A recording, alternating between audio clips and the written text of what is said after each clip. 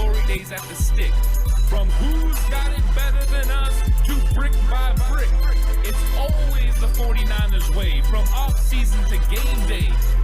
Yeah, we talk back. It's the 49ers Cutback.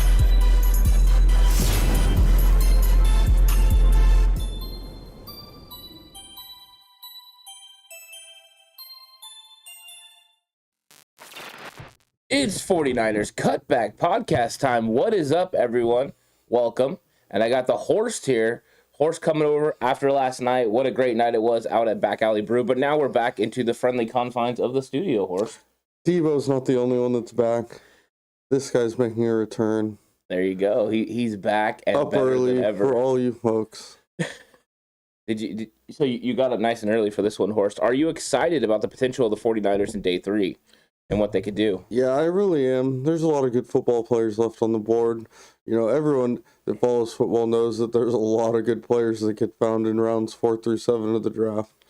Yeah, exactly. And we got a lot of people populating the chat right now, some of the day ones. What is up, everyone? We really appreciate you guys joining us. We're going to be here I'll be here for the entire day 3, and Horst is going to be here for a while, and it's going to be a lot of fun as the 49ers look to build on what they did last night. Some interesting picks last night, Horst. Did you get a chance to dive into any of the running back film? What did you think of Mr. LSU? You know, I really liked him. Yeah. I was surprised. I was pleasantly surprised. I'm not going to steal this comment from you, but like he said earlier, he's what Trey Sermon should be. He's big, he's physical, he's strong, but he looks much more explosive to me, at least on tape, than Sermon, and he looks like he finds the hole a little bit quicker. Yeah, I think so. So I think that with this guy, I love the one cut and go ability, right? I think that is one thing that we saw that's a lot different from Trey Sermon. You know, Trey Sermon's a guy that's trying to develop that part of his game, and that's something that, you know, he's definitely learning there. So I think that they're changing maybe the style of running back. I don't know if they're giving up on Trey Sermon yet, but they're definitely ensuring in case they need to move on from Trey Sermon. Yeah, they're definitely protecting themselves against him having a repeat performance of last year. They clearly must not have been very happy with him. Not saying he won't turn out to be a fantastic player. A lot of guys start out shaky. Huge jump from college to the NFL. But they've definitely insured themselves against it. Yeah, and we got David Campbell saying Lindstrom or West for the next pick. Potentially, they could address the center or guard position. Donovan West out of Arizona State, a very, very good player with the versatility to play center and guard. And then Lindstrom, I'm sure he could play guard, but he's really a fantastic center. You could plug and play him. So that could be somewhere they go at 134. It is going to be a little bit of time before that happens. Now, we know Tampa Bay is on the clock right now. We'll see what they end up doing there. Yeah, Tampa Bay is... I mean, unless their quarterback goes away, they're a problem. And Lou says my take on Drake Jackson was on point. Lou, we got to talk at the party last night, and he was definitely wanting James Cook, running back from Georgia, but he's starting to come around to the Drake Jackson thing. So there we go. Yeah, I like Paul Saunders there. With his highlights, seem to show good vision, decision making, and a good cutback. Ooh, I like that. The good cutback. That's what you have to have, is a really good cutback. So that's really nice. So, Horst, we've got about 28. We got 28 picks to go until the 49ers pick. Do we see envisioning them jump up any, or do you think they're just going to sit like they did last night? No trades from John Lynch. Absolutely no movement from the 49ers, which is crazy because when it was getting set at, I believe it was Sac Francisco kept coming in and chat and saying over under on trades, and he kept saying, over under 4. I mean, that's literally the bar that was being set for John Lynch. And he usually does move around a lot during the draft, but he definitely did not yesterday. I'd still be pretty surprised if there wasn't at least one today by them. Yeah. But, who knows? Maybe it's a new thing. Yeah, and I'm really enjoying the Danny Gray pick. So Danny Gray, was somebody that, I mean, kind of jumped on the radar. As soon as we started breaking down wide receivers, he became one of my guys. He's a star player for me out of SMU. The dynamic ability with the ball in his hands after the catch is something that there's not a lot of receivers that can do the things that he can do. But then when he turned in the 4.3 time at the combine, I think it kind of woke up everyone to Danny Gray. And Gray went from being listed as potentially a 5th and 6th round pick to being listed, up here all the way into the 3rd round. And I had given him a 2nd or 3rd round grade. I actually said late 2, early 3. He ends up going late 3. So the 49ers used one of those comp picks. Danny Gray, did you like the pick of Danny Gray? Oh, loved it. He's a real explosive player. That's kind of what they needed to add to their receiver group, is more explosive guys. I think he's a deep threat. He's dangerous. He can return punts. He's definitely a guy they needed. Yeah, I think so too. I think they needed to grab him, and he's a really, really good football player, and I like the kind of the way that they were handling things, right? Not only did they saw that there was a guy, Drake Jackson, who's on the board at 61 that they just can't pass up. When it comes that time, they didn't expect him to be there, but he was somebody that they had met with.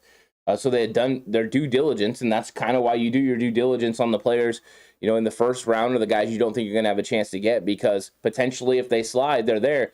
He had to be number 1 on their board, and they went ahead and struck on him. I thought that was nice. And the question could be, was Nakobe Dean higher on the board? He could be, but with the medical, right, that could have moved him beyond. But they go ahead and they go with the edge rusher. And I know you're very, familiar with him. We talked about it a little bit. But just them continuing to build on strength. They're never afraid to go out and get another really big-time edge rusher. What do you think this means now for, the other guys in the room? We talked about it a little bit last night, but do you think these other guys in the room kind of are on the edge of potentially not being on this team, or is it, or you just think that they're just going to continue to stack more guys? I can definitely tell you that that's a position where you can never have enough good players. I think the Niners learned that real quick in 2020, when they suffered some injuries. Yeah. And I think John Lynch is not going to let anyone just sit around and be happy with themselves. I think he wants competition everywhere across the board, and that's what he did. He added another real good player to that room.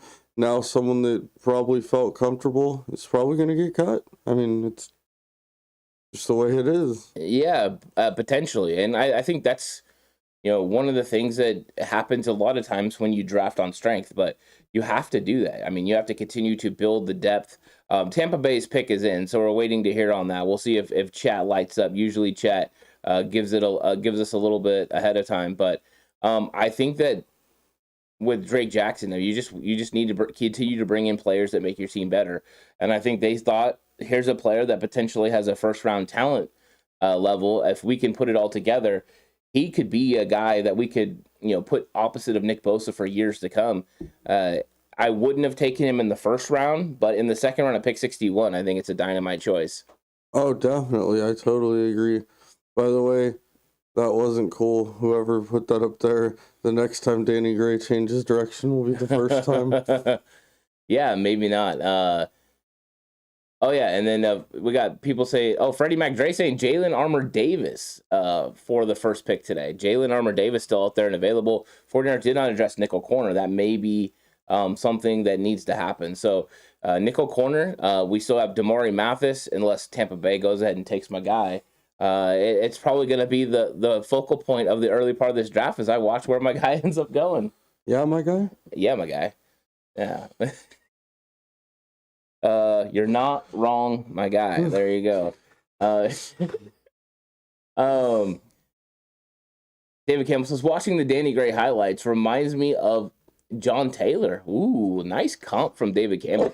John Taylor was one of my favorite guys that ever play wide receiver. I really enjoyed watching John Taylor. The explosiveness that he was able to play with was really, really fun. So I think that's a fun comp right there. Yeah, if we turned into John Taylor, I'd be real okay with that. And Jay Ellie's boy, Cade Otton, tight end from Washington, just goes off the board. Cade Otton, dynamic player, really good in the passing game, and somebody that jumped up our boards when we broke down tight ends. So this does not surprise me at all. This is the spot he's been getting mocked. This is the spot we've considered taking him. So Jay Elliott, your boy, Cade Otton, gone, and now the 49ers will have to look a different way if they plan on addressing it in the tight end room. Yeah, that's a pretty nice pick here by Tampa. They lost O.J. Howard, and now they replaced him right here with Otton. Yeah, and Otton is a guy that's a developmental blocker. That's the best way to describe it, or it's developmental blocker, but really good in the passing game. So he can get after it, and he's going to be able to help Tom Brady. There's still questions about Gronk. So, I mean, maybe Gronk doesn't come back, and the Tampa Bay Buccaneers continue with Cade Otton as the main man down there.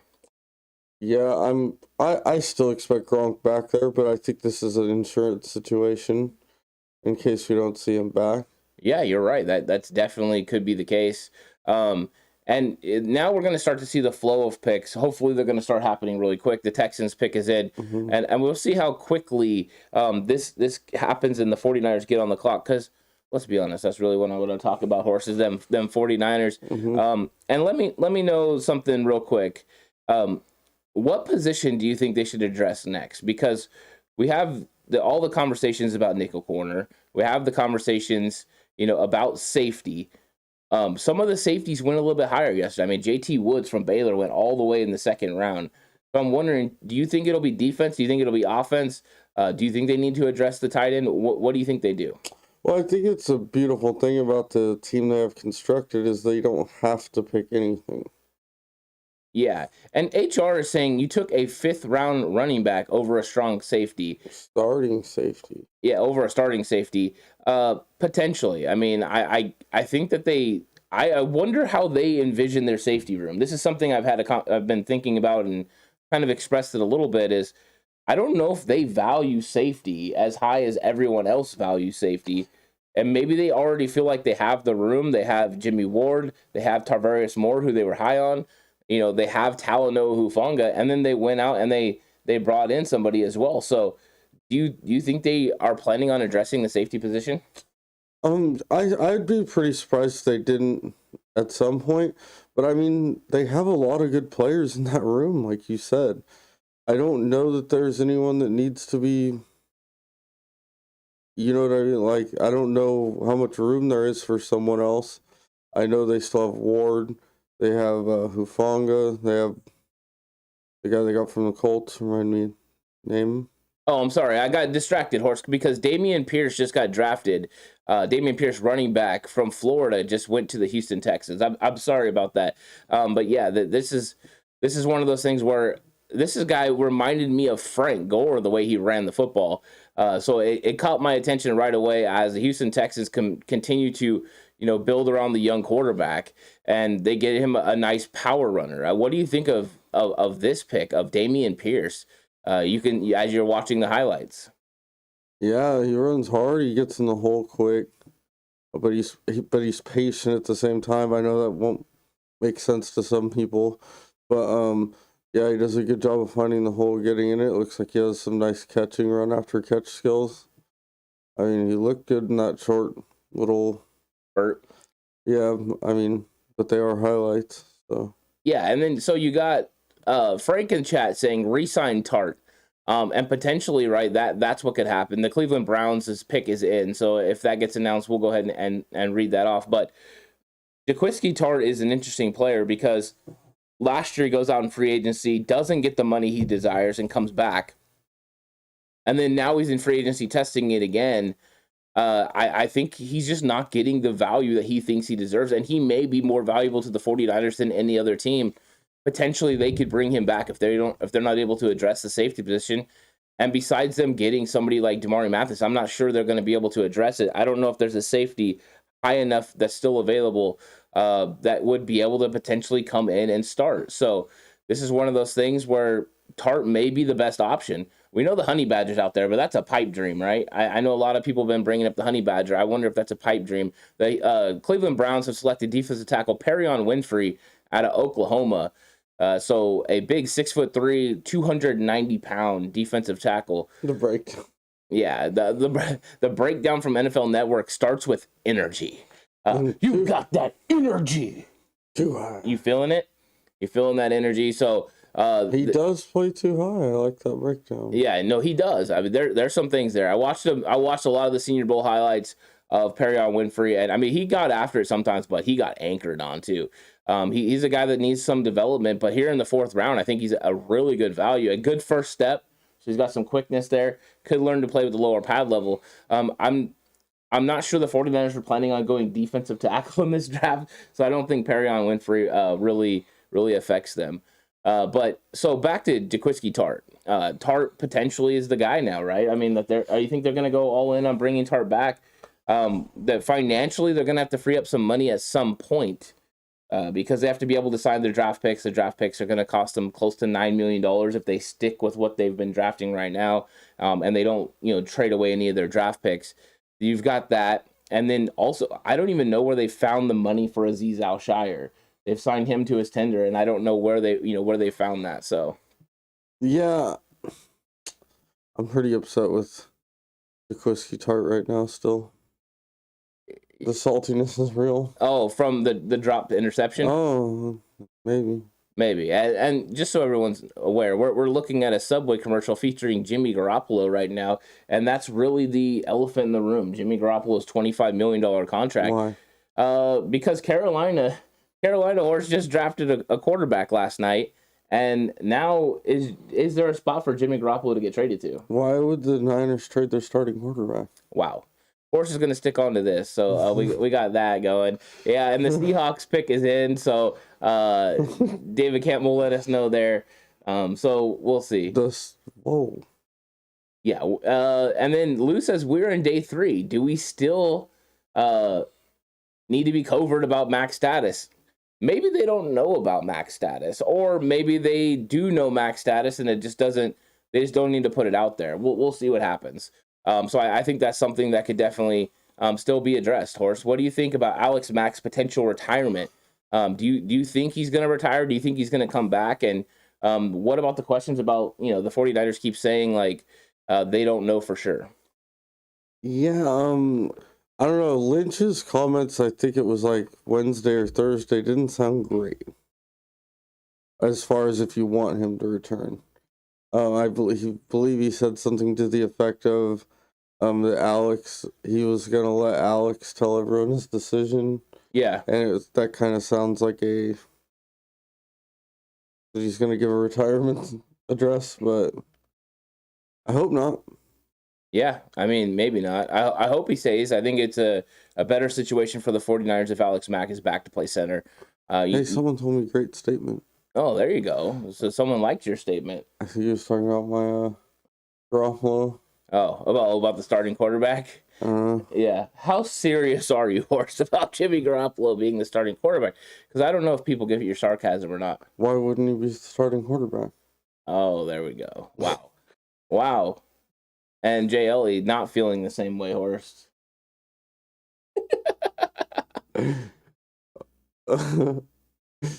Yeah, so Mr. Corey saying, what about Jamari Sailor from Georgia? The problem with the Georgia... He is a big offensive guard. That guy's right. Yeah, he is. And that's the problem with some of the Georgia offensive linemen. They don't always fit the scheme, for Kyle Shanahan. When you get these bigger guys that aren't able to move, they don't always...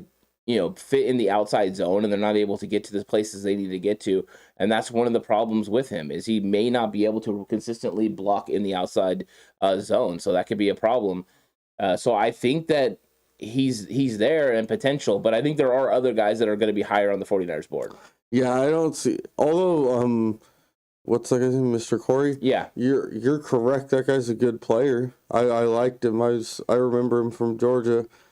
But he doesn't seem like he fits the Niners scheme. But hey, neither did Aaron Banks. So, yeah, there you go. Aaron Banks didn't seem like a scheme fit, especially with the size. They didn't do a huge breakdown on him the year before.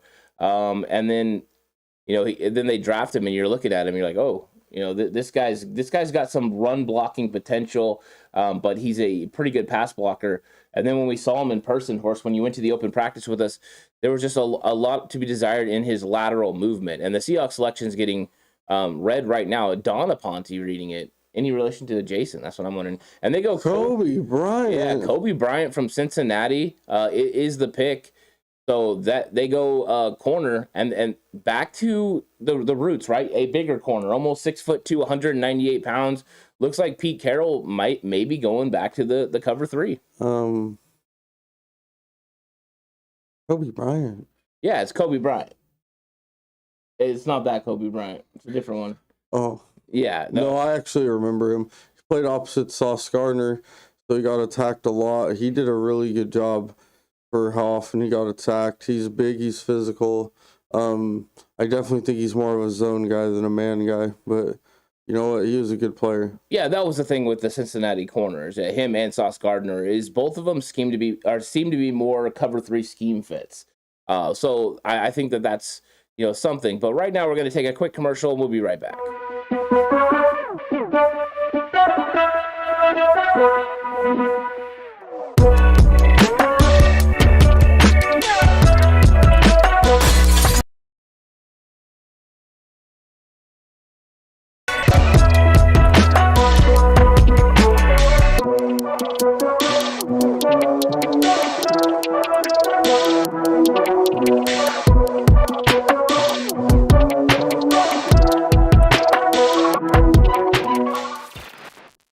And we're back, just like that. You can get one of these nice, delicious hats over at the shop, and that could be fun, right, Horst?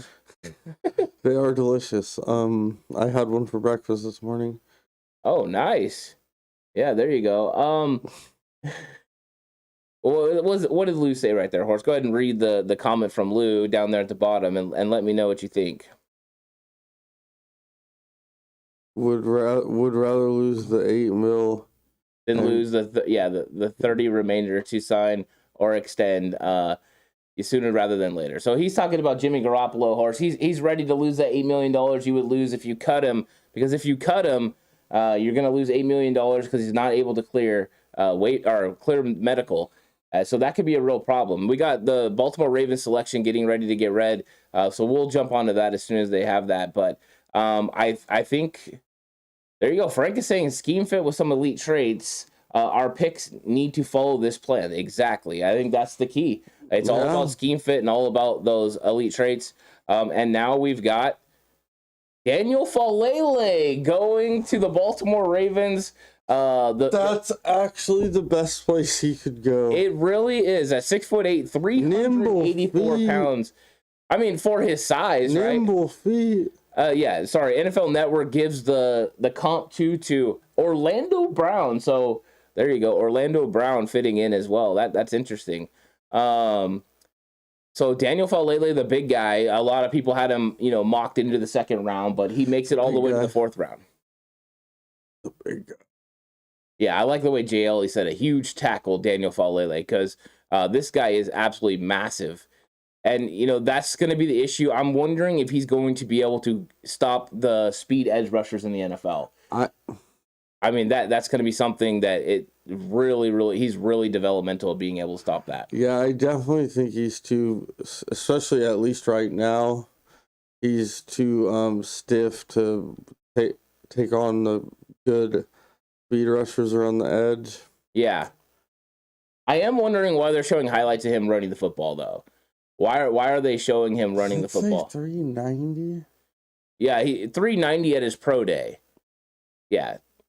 But he jumped a 29.5 vertical. So that's good for blocking. Yeah, and Mr. Corey says, "Are y'all wanting Lindstrom?" Yes. I still like Alec Lindstrom. I think Lindstrom would be a nice pick, and especially if you're going to be, putting him in there and having him play. If Alex Mack is coming back and Lindstrom can come in and develop behind him, I think that would be an excellent move. Better. Yeah. Yeah, and Lindstrom, here pretty soon, there's going to be a lot of value there for Lindstrom. So I think that is definitely something that, is interesting. But we'll see who's available, because right now the Niners looks like they're going a lot of times BPA on their board, best player available. Yeah, it's starting to look like it, isn't it? Yeah, I don't think they really care. They're just going with it. Wow, Nick Mangold. I haven't seen this guy forever. He's making the pick for the Jets. Or is that his sister? No, that says Nick Mangold. Oh. Yeah. She's bigger than him. Maybe. Let's see. Max Mitchell, tackle from Louisiana, goes up. I love Max Mitchell. In a shocking development, they run the same scheme there in New York. So Max Mitchell, a scheme fit, and yeah, he's he's really good. 6'6", 307 pounds. Horse, what do you think of Max Mitchell? What do you think of this selection? You're going to get to watch the highlights here as they roll. But yeah, he was one of my favorite tackles and one of the guys that was on our big board that was still available. In fact, one of the highest guys left, but now he's gone. Yeah, I feel like the Jets might have a similar mindset to the 49ers about some stuff. Yeah, exactly. That pick. That's one of the things. As Kyle Shanahan's tree continues to expand, you start having other teams that are interested in the same style of player. So you've got the Jets, the Dolphins, the Packers. They're all interested in the same sort of players that the Niners are. And so now you potentially miss out on some guys. So you go ahead. That kind of happened to Seattle, when they went on their little run. The pieces they were looking for were a little bit different than everyone else's. Then a lot more people started employing the cover 3. Yeah. And getting the smaller, quicker linebackers, the bigger, longer corners, and the safeties that could interchange and both play deep and both play against the run. Yeah. So, I mean, it's a copycat league. Yeah, and we're 22 picks away from the 49ers, Mr. Corey. What number do they pick up? At 134, and we're about to be 21 because the Giants selection is coming through. So we're going to get a really good idea. This is going to become rapid fire, and it's Daniel Bellinger, the tight end from San Diego State.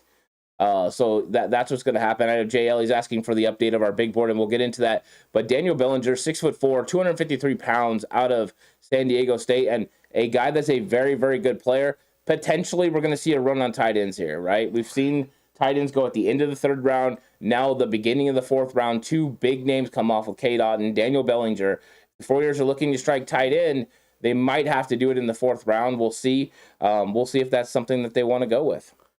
Yeah, they definitely, if they want to get an impact type guy, a guy that can play a lot coming up, they need to pick quickly. If not, if they're looking developmental, obviously you can go later. But it looks like the guys that can make plays at the tight end position are starting to come off the board. Yeah, and an update on our big board. The number 1 guy on our board, of course, is Isaiah Spiller. But I don't anticipate the 49ers going running back again, so Spiller doesn't make sense anymore. After that, Khalil Shakir. The number 1 guy is still Damari Mathis. So after Isaiah Spiller, Damari Mathis. And then we get into Kyle Phillips, James Mitchell. Those guys are both available as well. And then Khalil Shakir. Yeah, I think there's a lot of value left right there. I mean, any of those guys, good players. Yeah, and Mr. Corey is saying Ross Dwelley 2.0. I think... Who is he referring to? He's referring to Bellinger, Daniel Bellinger. Bellinger is a little bit better blocker, but he's definitely got development there. There wasn't that many tight ends in this draft that were really, really good blockers. Most of them are pass catchers, and the way that the college schemes and the NFL schemes are going, tight ends are asked less to play inline and more to play in the power slot. So potentially that's what he fits in. That's what our argument has been, that the 49ers actually need to find somebody, of course, that's more well-rounded. Because right now, when Charlie Warner's on the field, it's probably a run, and he's not really dangerous in the passing game. And when Ross Dwelley's on the field, you probably know it's a pass, because I don't know how you feel about this, but it seems like Ross Dwelley's blocking has kind of fallen off since 2019. Yeah, his blocking has been extremely poor. Yeah, I mean, it hasn't been wonderful. It's not great.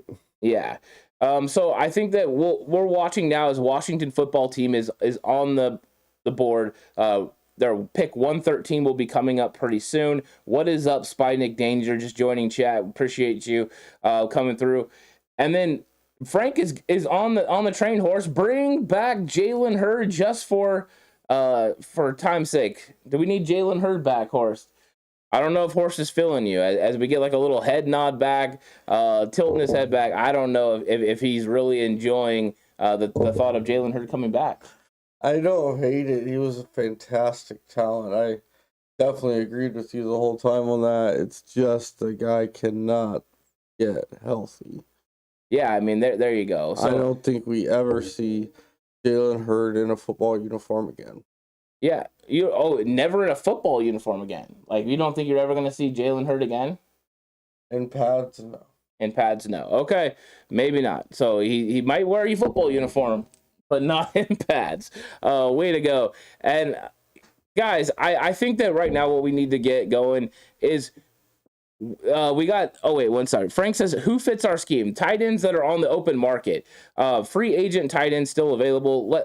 I'm going to go ahead and try to pull something up and take a look at that because I don't have a ready list ahead of me. So I'm going to have to bring something up that shows exactly who these ready tight ends are because the 49ers could potentially address it in free agency. I don't think they will, actually. I think they would stick with Ross Dwelly.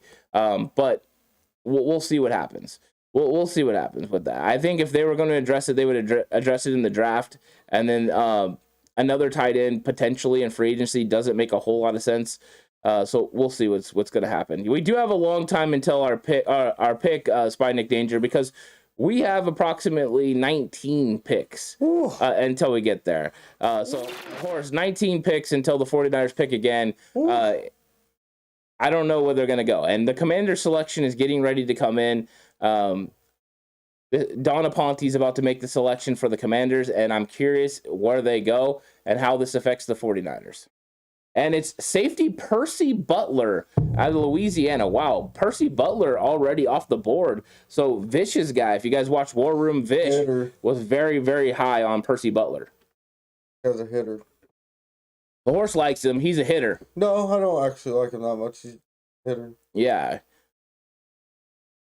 Yeah, James Mitchell is the tight end I like. Something about James Mitchell. Where's he from? He's from Virginia Tech. And he screams 49ers to me because he's got all the talent, but he has all the positional flexibility. He was a Wildcat quarterback in high school. I'm sorry, and he just was able to do it at that level. He's an extremely athletic guy, and the reason I think he's falling down boards a little bit, Horse, is because of the injury concern that he had with his knee. But I think we're getting to a point now where you're taking a chance on a player like that. So that's the kind of guy you'd like to see them go with here. I would love for 134 to potentially be James Mitchell. I don't know if he's still going to be available. Gallman? No, that is not Wayne Gallman. That could be a Wayne Gallman jersey, though. Frank, no, I don't think Percy Butler is better than. And then here comes the safety run. Dane Belton out of Iowa is the next pick. Now the New York Giants going with Dane Belton, so we're getting a run on safeties, Horse. Potentially, this could be a spot, but Belton is one of those guys that's fast. A 4'3" guy. Or I'm sorry, 4'4" guy coming from the safety position. From Iowa? From Iowa. A 4'3" guy from Iowa? 4'4". I'm sorry, a 4'4'3". So I kind of said the wrong one there. So there you go. And thank you, 49ers super fan, for the subscription. We really appreciate that. Yeah, definitely. Yeah, and Frank is once again putting number 14 in the chat. Well done, Frank. I'm with you. I should have worn my number 14 jersey for that, but I was trying to show the sweet merch from 49ersCutbackShop.com, where you can get all your 49ers Cutback Shop needs. And Horse needs some of that sweet swag. I really but right do. now, the Broncos selection is in for pick 115, which means we're inching closer to the 49ers pick at 134. Let's see what the decision is. And there goes my guy. Damari Mathis goes to the Denver Broncos. Oh, my gosh. And my hopes and dreams of getting Damari Mathis have now been squashed. A 4'3" corner, 5'11", 196 pounds. Yeah, this one cuts me deep because this guy's a play maker. I just love the way he locks people down. He's very physical, very good with his hands with the redirect of wide receivers, and he just sticks to people like glue. And it's unfortunate, but I will not now be getting my guy Damari Mathis, and that means that Damari Mathis is from that tier. Isaiah Spiller is the only one left from that tier. So our big board is slowly diminishing, Horst, because Damari Mathis is gone. I feel your pain right now. It's not that I liked him as much as you did. It's that I understand how much you liked him. Yeah, that's right. Anthony is hurting right now, guys. I'm Take hurting. It easy on him. It cut me deep. It really did cut me deep because Damari Mathis became one of my draft guys, like my draft crushes because of the way he played. Sorry. Yeah, they understand. They know how much. They've been feeling this with me the last, couple weeks as Damari Mathis has just been moving up boards. I think right here is actually somewhere I'm not sure he thought he was going to fall because they were mocking him way late early, and then he was moving up. He potentially could have went into the third round easily. I'm going to be honest. I didn't really know who he was till a few days ago when you guys were bringing guys up to me. I did watch some of them. He looks like he could play. Yeah, and Tommy Hooks says, and that wide receiver we got rated a 6 out of 10. Is that what? Yeah, 6 out of 10. Is he? No. The thing about Danny Gray was as soon as we started the process and I got into wide receivers, I saw Danny Gray playing. Yeah, you've been on him forever. Yeah, at SMU, and I saw the run after the catch ability, and I saw the things that he could do, stretching the field. Danny Gray was definitely high on my board right away. I mocked him into the late second, early third. He goes late 3 to the Niners with that comp pick. It's an excellent selection. He's going to fit in very nice with San Francisco. Understanding scheme and fit, Danny Gray is a very, very good pick. And Denver Broncos going for pick 116 now, so that's going to be coming up. And Spining Danger says, O-line or safety next pick? Yeah, it depends on who's available, because I think the 49ers are in a point now where they're going best player available. So if they can find the right guy, that's where they're going to go with. So we'll see who's on the board when we get closer to 134. So far, they haven't been willing to make any moves. They're not moving up. They're not moving down. They're kind of just sitting back and letting these players fall to them and keeping the current draft capital they have. Which is very surprising. But maybe when they come in with less capital than years before, their strategy is different. Yeah, it is. I mean, they had 9 picks this year. They have 11 next year. So they did have a lot of draft capital to play with. Quite a few picks. It is quite a few picks, Horse.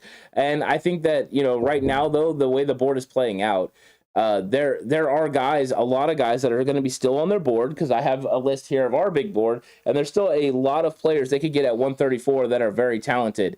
So yeah, Jay Ellie says watched Gray last year and thought very high on him. So I think that there's a consensus among 49er land, Horse, that Danny Gray was a very good selection. And what it does, it could change. Do you think they would go wide receiver again in this draft? I mean, receiver is a position you go, into camp with 10, 12 plus guys. So I think if there's a guy in the back end they really like, they wouldn't be afraid to grab another one, 7th round. But I wouldn't expect them to go with one anytime soon. I'm really intrigued with what they're going to do. I have no idea. Yeah, exactly. I mean, because I'm looking at the board. I've given up on trying to predict them. I'm looking at the board, in our big board, and there's still wide receiver help there. Kyle Phillips, Khalil Shakir out of Boise State, Velus Jones from Tennessee are still guys that are high on the board. And the Broncos are about to make their second pick back-to-back right here at pick 116 of the 4th round. We'll see who ends up getting announced. And it is Awazaruke from Iowa State. I'm sorry. He's going to be going here. The defensive tackle from Iowa State. 6'6", 316 pounds for Mr. Awazaruke. That is a big fella. Yeah. I really don't know much about him. I'm watching his clips right here. I do remember this guy. Yeah, I got into his film a little bit. I mean, he's one of those guys that I think can do some damage, and I think he would be a nice one tech for somebody. We'll see how he ends up playing there in Denver, but Denver focus being in that AFC West with all the weapons that are coming. Russell Wilson, you have everybody. I went Patrick Mahomes. Just so many really good players and quarterbacks. They have to go defense, and they're going defense back to back with Damari Mathis and then Awazaruke. Damari Mathis and Awazaruke. Damari Mathis, I think, was a great pick. This one, I'm not sure. Yeah, and then KNDR Collectible says, I think Kyle Phillips goes to the Pats for obvious reasons. Kyle Phillips from UCLA is. Oh. I've basically put him out there like he is Wes Welker and Julian Edelman. That's who I kind of get. Oh, and then okay, did I miss that? Did Velus Jones go yesterday? I may have missed that. He went like 3rd round. Apologies. Thank you for that. Last night at the draft party, I did step away for a minute, so maybe I missed Velus Jones. Apologies there, but thanks for the help. I really do appreciate that. Letting me know that he went off the board. And that was okay. Here we go. So we're back into it. So pick 117 is upcoming, which means we're about 17 picks away from the San Francisco 49ers being able to pick. Frank says O-line this pick. Maybe. I don't know for sure. I do think we need to look at the board when we get to 134. If the 49ers are going to sit pat, we need to look and see who the 49ers are going to get. The Jets were on the clock. Their pick is in. When that gets announced, we'll go ahead and let you guys know what's going on. But this is one of those things where, because of who the Jets are, Horst, the 49ers may lose a player that they're interested in because of the scheme fits. Yeah, the Jets are starting to upset me. I'm being honest with you. Robert Saleh, them guys, get off our Kool-Aid. Yeah, they take Jermaine Johnson, right? That was a good pick. Rucker, they got Jeremy Mitchell. They've got some good players, and then they took Breece Hall out of Iowa State, the big running back. Yeah, shout out Roger Craig. Oh yeah, there you go, related, right? And so I think that the Jets picks do a lot of times affect the 49ers. So I'm interested. Do we need a third down back? Lou says, do we need a third down back? We have JaMycal Hasty currently, right? JaMycal Hasty is the guy right now. Do we need a third down back? The question is, with us, adding a running back, is that a kind of a signal that Trey Sermon's gone, or is that a signal that potentially this could affect JaMycal Hasty and they could actually plan on, using Jeff Wilson Jr. or Elijah Mitchell on third downs, and they don't maybe need a real third down back? Well, I think it all depends on how they view Jeff Wilson Jr. He's definitely shown the ability to catch the ball out of the backfield. His blocking for a running back is good. It just depends on what they view him as. Whether they view him as kind of the backup 3-down type guy. Yeah. Or do they view him as their third down back? I think he could definitely do it. Generally, you want a little bit more explosiveness out of your third down back than him.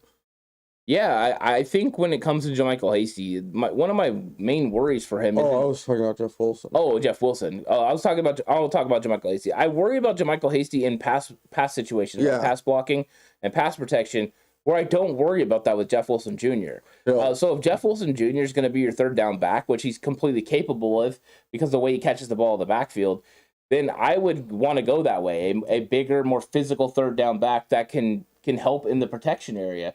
But I do think Elijah Mitchell is one of those guys, Horst, that can definitely get it done. Yeah, Elijah Mitchell to me has all the makings of a 3-down guy. Yeah, he could definitely do it every single down. I really like him a lot. I think he's going to be a good player. The Jets pick is getting ready to get announced, so we're going to get some potential fireworks here as we find out where the Jets go and if they potentially steal another one of the 49ers picks. So Max Mitchell was their last pick, and he was somebody that was really high on our board. We really liked Max Mitchell. And the Jets select with pick 117 defensive end Michael Clemens out of Texas A&M. A very nice player with a high motor. I really liked Michael Clemens' film. He was somebody that was definitely impressive. I think he's a very good player. So Michael Clemens, they're going edge again. So they're loading up on defensive talent as well. The Jets, Horst, bringing in defensive players like this, Michael Clemens, a guy that can bend the corner, that'll be able to play the defensive end spot in their scheme that they got going on there for Robert Saleh. Yeah, he's definitely building them just like the Niners built, from the inside out on both sides of the ball. He's definitely took some cues from Shanahan, from Lynch, from all those guys on how to build a team, and I can't say he's wrong. Actually, as much as I joked earlier, I like Robert Saleh. I hope he does well, but yeah, he's really pissing me off right now. Because and the Minnesota Vikings, there's a trade that's going on right here. Pick 118. There's a trade coming up. I'm looking to see what the details are. They're going to trade Wyatt Davis to the Minnesota Vikings have moved up, and they're about to pick at 118. So you're going to take Wyatt Davis again this year? No, they're going to trade him to the Niners. Oh, they're going to trade him to the Niners. So pick 118 is in. They have been going defensive backs, Lewis Sine, and then Andrew Booth Jr. Those pick 1 in round 2. And then Ed Ingram, the guard, and then Brian Asamoah, the quick linebacker out of Oklahoma. So they have definitely been getting guys that can get after Aaron Rodgers and the Green Bay Packers. I wonder what they're going to do here. Potentially, we could see another defensive end go. So we'll see. I am curious how this pick goes. Yeah, Minnesota's kind of in an interesting position because they're a team that, within 2 years ago was known for having such a strong defense. Yeah, that's true. And now they've kind of gotten torn apart in free agency. Yeah, the Minnesota Vikings made, of course, some moves too with the head coach being gone. They're moving in a different direction. Who did they hire? Oh, I'm trying to remember, but they do have Kirk Cousins still, so they got that going for them. So they're probably going to run a similar system what they have. Garbage. Wow, Horst. the Vikings selection is in, and let's see who they traded up to get. They traded up to get a Caleb Evans, cornerback out of Missouri. So very, very nice. And we've seen that get hit in chat as well. Well done. All over it right now in chat. So good job there. Caleb Evans is the guy. And Caleb Evans was a fun watch for me. It was a guy that didn't really fit the 49ers scheme. I did enjoy watching him. So as soon as I saw that he was going to not fit their scheme, I didn't really get into too much of the film. But when I watched him, I thought he was a very instinctive player and a guy that was playing, beyond what was thought to be, capable for him. So I really like him a lot. And I think they got themselves a nice selection here at 118, a good value. I don't really know much about him, to be honest. Yeah. All I know is that he's going to the Vikings. He'll probably get a lot of picks in training camp because Kirk Cousins is over there throwing. Yeah, and Mr. Corey jumps in with, I did want Wyatt Davis over Aaron Banks. We did as well. All of us here, we really wanted Wyatt Davis last year. He was somebody that was high on our board if we were looking guard. And I think that there for a while, we believed the 49ers actually settled on Walker Little, tackle from Stanford, who had a lot of ability. He could have played left tackle, but would have slid into guard and potentially took over for Mike McGlinchey. But then Walker Little got selected by the Jacksonville Jaguars after the Niners traded back, so that kind of changed their plan. So Wyatt Davis would have been a nice player. Did Walker Little get to play much this last year? I don't even know. No, Walker Little did not play a whole... Walker Little? Or Walker Little. Yeah, he didn't play a whole lot this year, no. He's definitely developing there for Jacksonville. So was he active? Yeah, he was active, though. He's active. So you got that going for him. No, I was just really curious. I know he had the injury history in college. I was following him pretty closely leading up to last year's draft. And then he didn't end up on the Niners. And I mean, I don't watch a whole lot of Jaguars, so... Yeah, and Brad Johnson's Jets are done with their picks for this year unless they trade back in, so the hatred can stop for the Jets. What do you mean the hatred can stop? We'll hate whoever we want, first of all. Wow, you've been kind of a hater all day. It's been like the haters. It's a grumpy day. It's like Dave Chappelle. Hey. No, I said very clearly that I like Robert Saleh. I like what he's doing. It's just they're taking guys that... And I think Brad Jones was saying it tongue-in-cheek, like he was having fun with it, Horse, by the way. No. Oh, yeah, there you go. Jimmy Garoppolo is still on the board. Yeah. No, Jimmy Garoppolo is... He's still a 49er, so Jimmy Garoppolo is, as John Lynch likes to say, a part of us. So he's the guy in San Francisco. I don't like it. I don't like the Jimmy G jokes. Yeah. Walker, another shot. Hate from Jay Ellie. There you go. Thank you, Tommy. Yeah, Tommy says he missed you. Wow. If he knew you personally, he might not say the same thing. If you ever met me, you wouldn't say that. Yeah, Frank is saying horses saying it like it is. There you go. So we've got Baltimore on the clock. Their pick is in at 119. So we're inching ever so close, 15 picks away from the San Francisco 49ers making a selection, minus them trading up. So far, they haven't felt that was necessary. So there you go. Okay, here we go. There's Jalen Armour Davis to the Baltimore here. Are you predicting that, or did that happen? I think that's a prediction. We'll see. It's not a bad call. No, it's really not. Jalen Armour Davis is a very good player with position versatility. He can play nickel. He can play on the outside. I think that would be an excellent Plus selection. He had a sweet last name. Yeah. Plus, this would probably be a little disappointing. I would love for him to be able to fall to 134.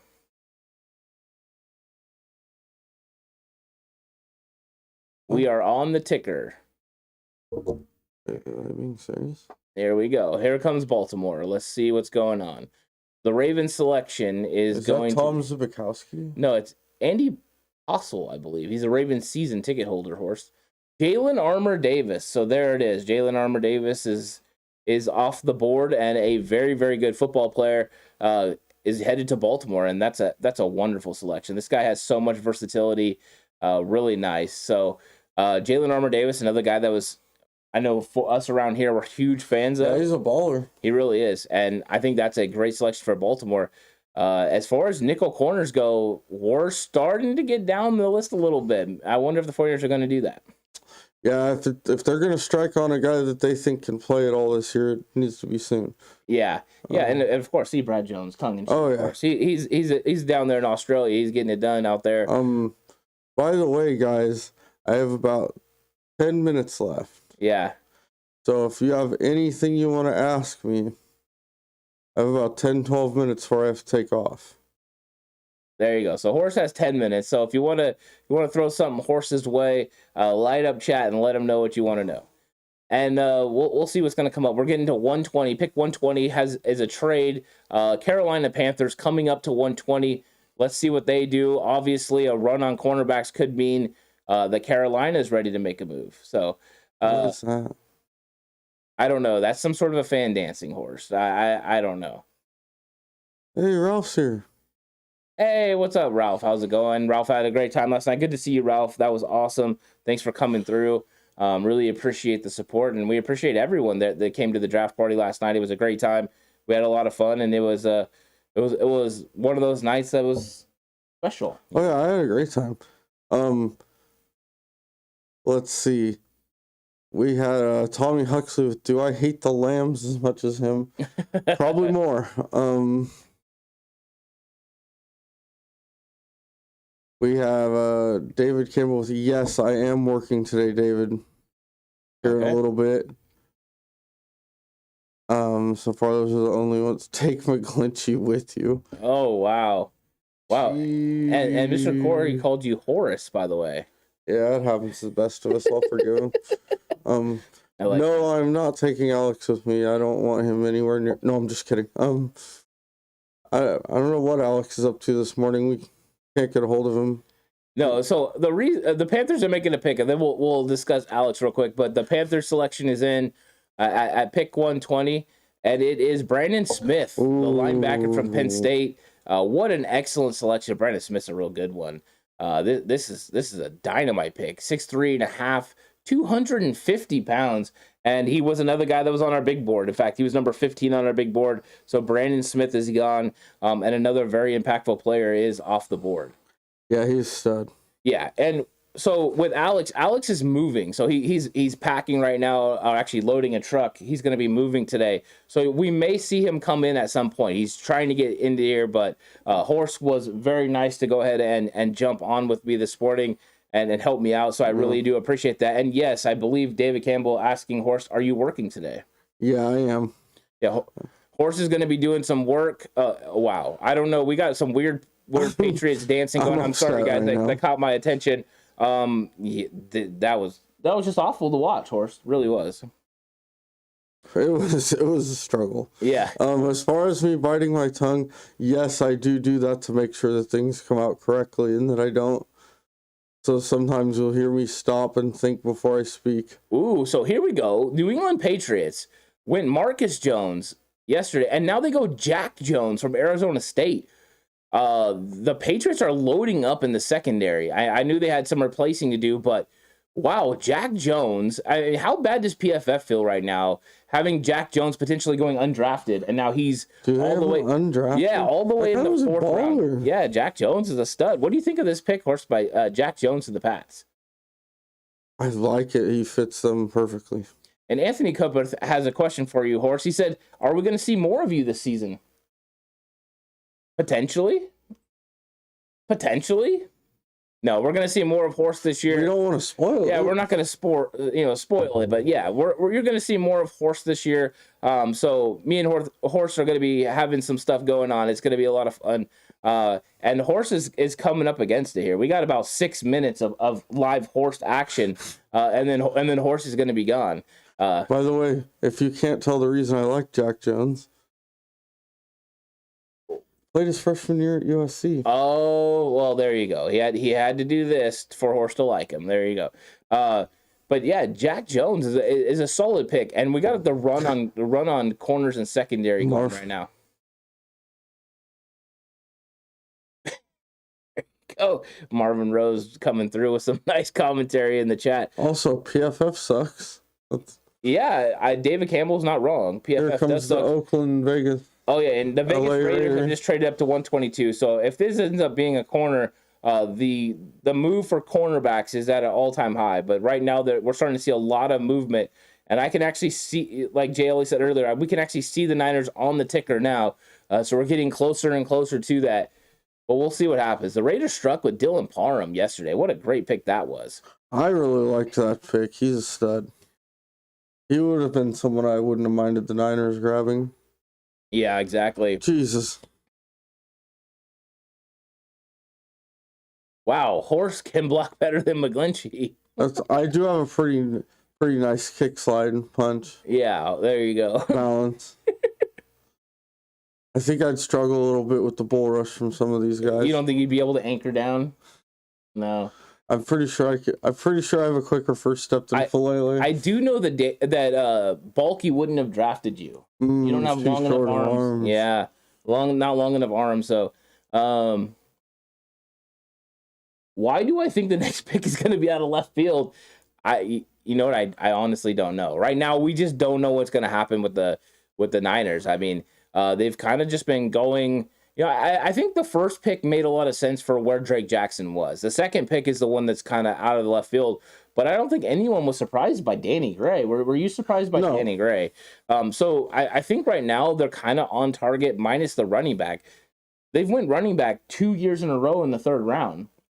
It's a little surprising, but it's something that definitely the Niners, you know, they can do at times, taking running backs, including round 4 they took Joe as well from Utah. So yeah, Joe Williams. Joe Williams. I went blank on his name. I wanted to call him Joe Johnson. I'm be honest. You know, and I don't hate it if there's a good player there that you really like.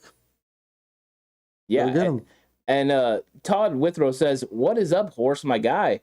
I'm sorry, it moved on me right there. Checking from West Virginia. So there you go. He's a big time fan. So Niners fan at heart. From West Virginia. Yeah, West Virginia. I love that. Thanks, Todd, for that.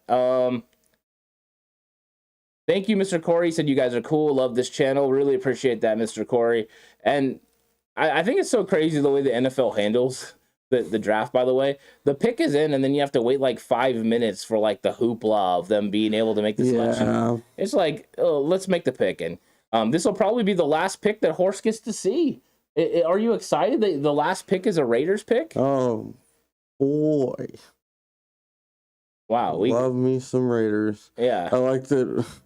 I would have only selected me if I had a knee injury. Well said, Marvin Rose. Bulky would have only selected Horse if he had a knee injury. Only Bulky skips over Aiden Hutchinson and Thibodeau to start the draft. Yeah, there you go. And Robert Aguilar says, I feel better about the 61st pick since John made it sound like he was gonna put him on the edge. Yeah, he is. He's gonna be a edge rusher and nice rotation there. What do you think? I know it's not Niners related. Go ahead. What do you think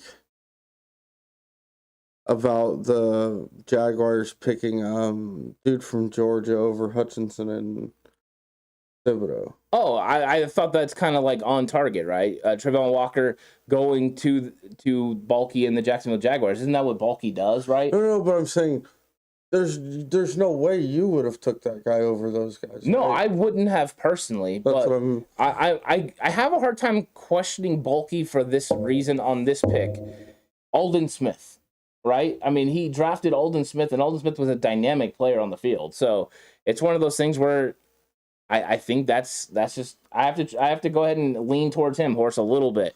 Trent Bulky makes some moves when it comes to edge rusher. All the rest of his stuff is questionable, but we'll see. And then we're seeing some people saying Donovan. Maybe Donovan could be the pick right here. For the Raiders or for the Niners? Donovan West, yeah, that's a good question. But the Raiders are selections about to happen. No, I understand. I'm just saying. No, I know that. I was just progressing along. And let's see who the pick ends up being. Pick 122, as we'll inch closer, 11 picks away from the 49ers. And it's Zamir White. My guy. Yeah, Horse. So the final pick that you get to see is your guy Zamir White going to the Las Vegas Raiders. That upsets Horst. Horse is upset. So give your final thoughts here, Horse, because unfortunately you have reached the end of your stay here as you have to go. First of all, I hate the Raiders. Second of all, guys, seriously, appreciate this guy and Alex, what they do. They come out. I don't know how many hours of draft coverage they've done total, but it's well over 1,000. Today. It's just today. This guy's going to sit on here with you guys until, like, whatever time this draft ends. Appreciate them. Show them love. Second of all, thank you for having me on. Good to hear from everyone. It was good to see some of you guys last night, meet some of you guys last night.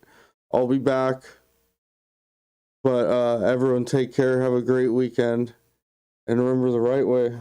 Ooh, it's always the 49ers way. Well done, man. Well done. And Horse is gonna translate out, and I'm gonna give him an opportunity. So I'm gonna hit you with the commercial, and we'll be right back.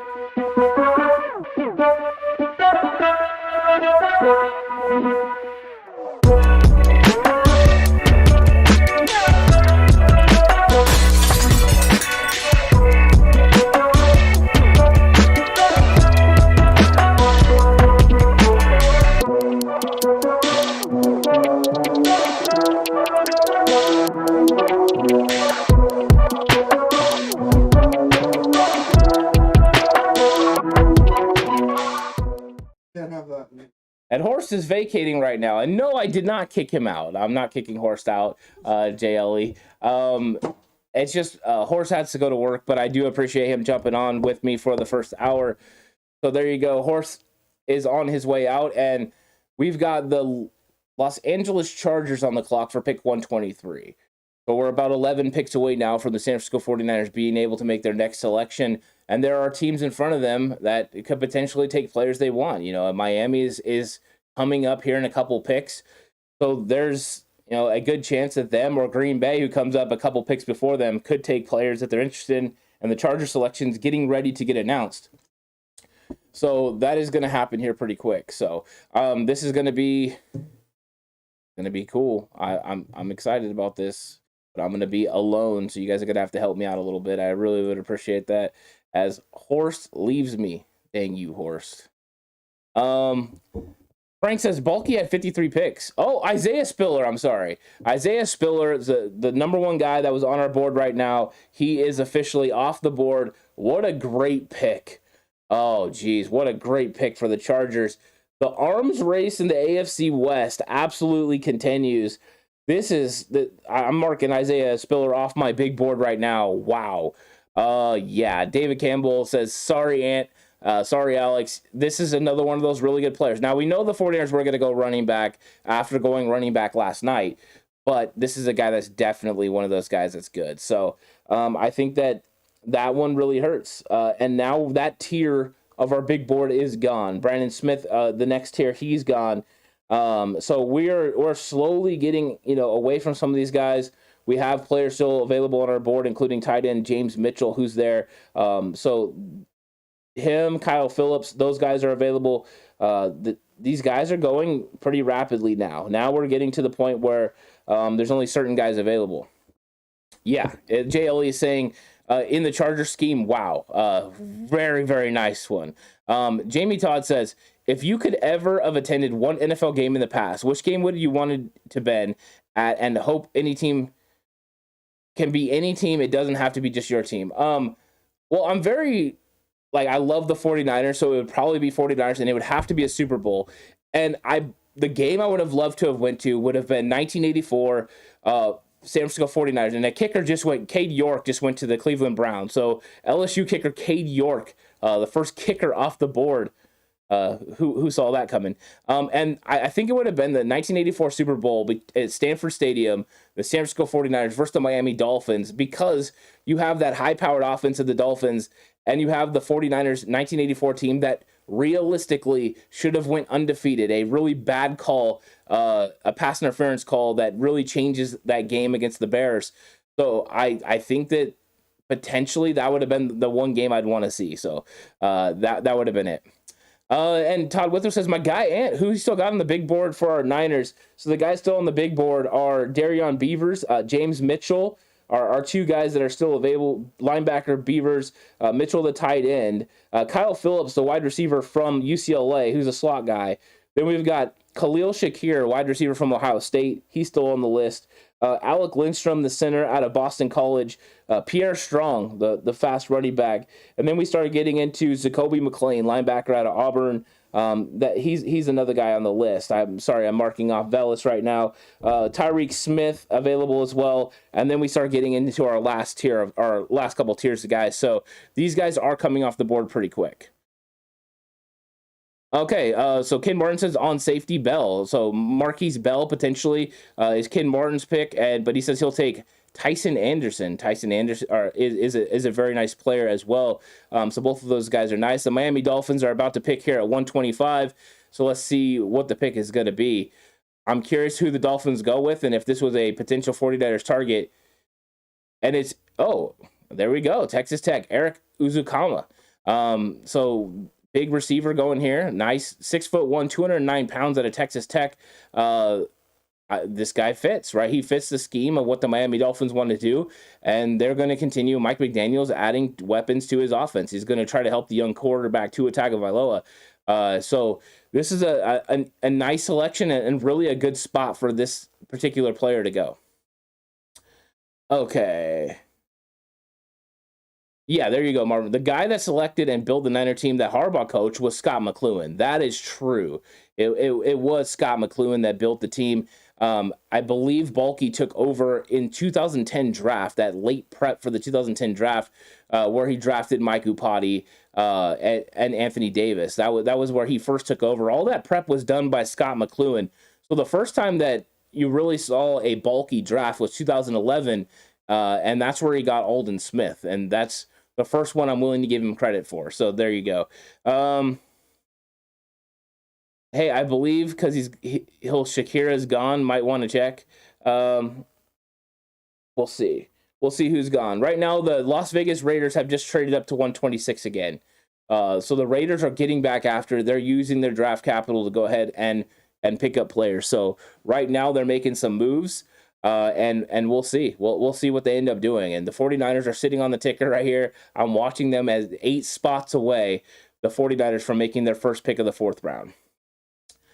So I don't know what we're going to see from the 49ers. I see if we're going best player available, there's some really good ones. There's some good guys available. And I wonder what position the 49ers feel they have need at.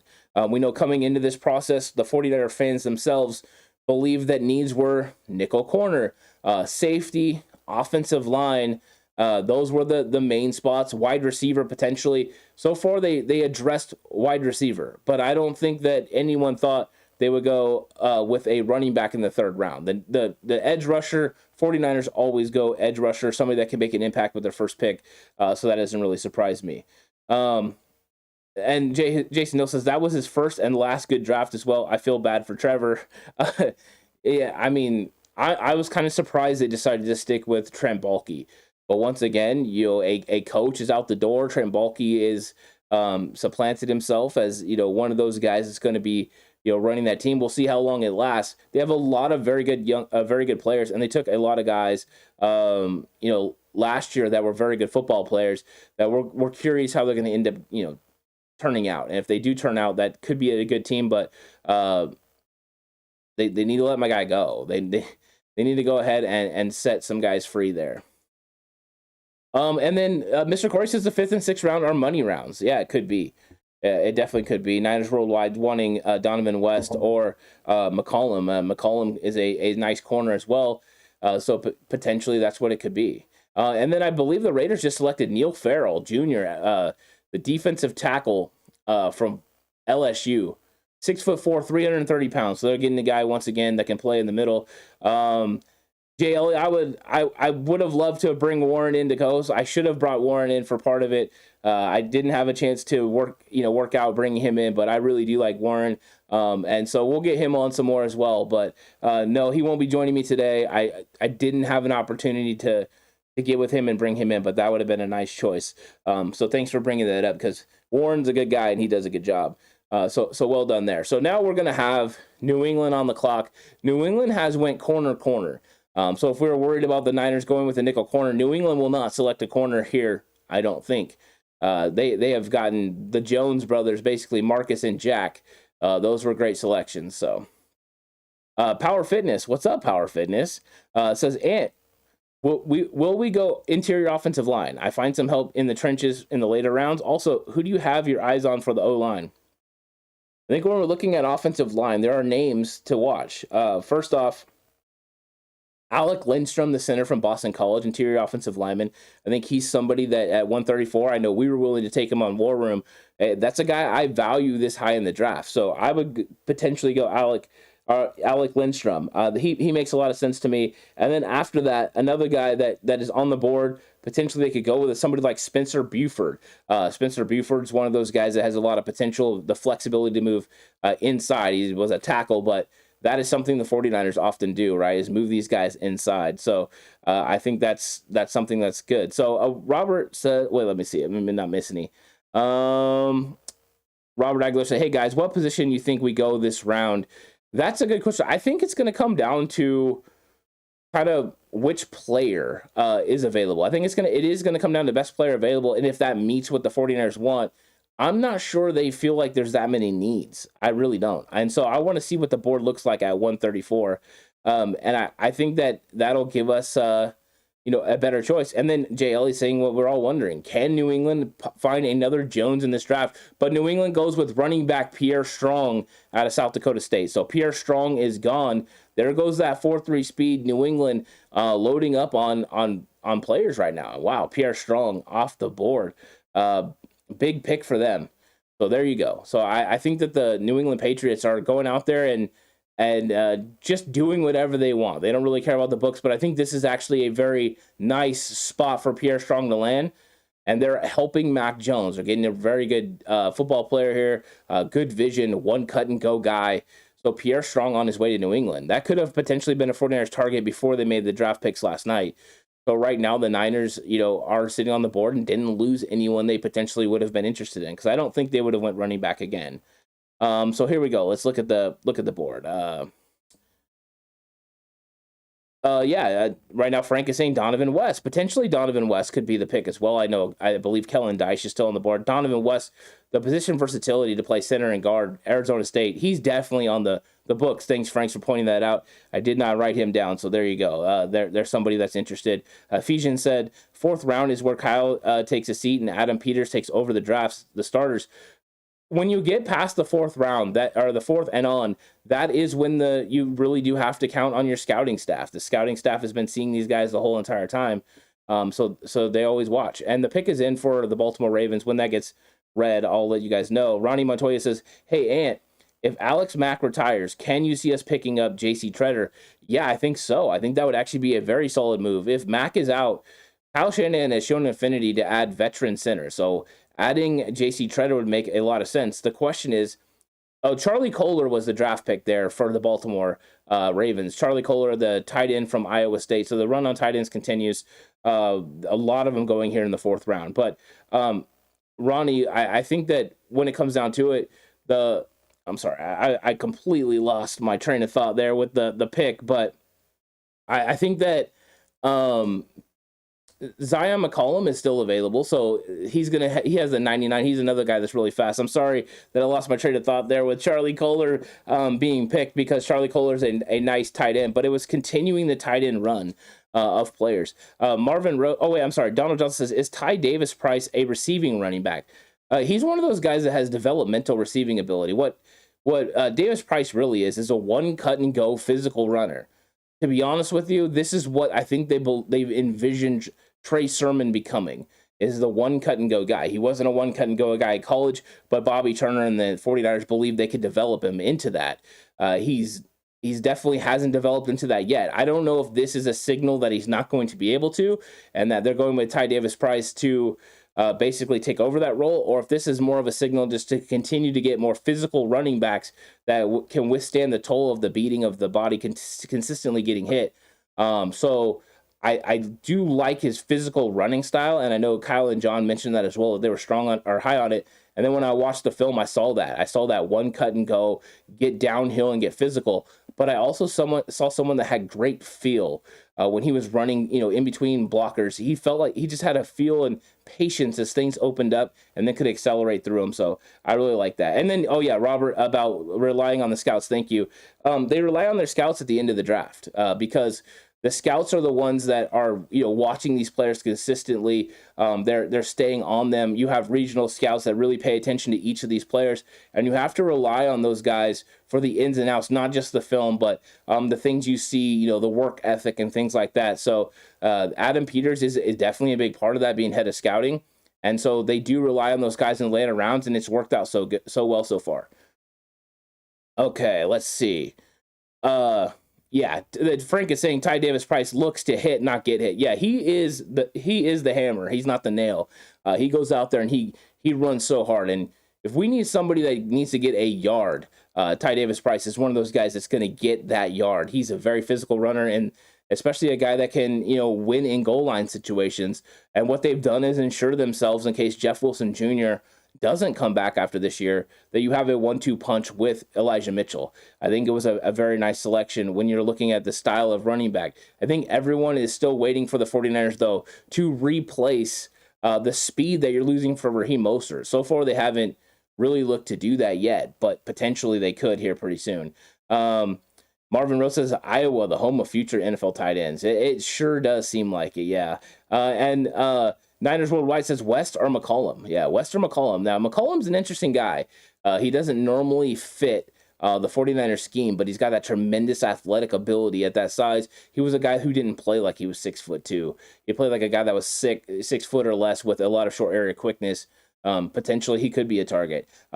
Tommy's back. Whoa. Oh, well, I thought you said you were back, Tommy. My apologies. Donald says, Frank, I like seeing him run. Yeah, there's some really good players.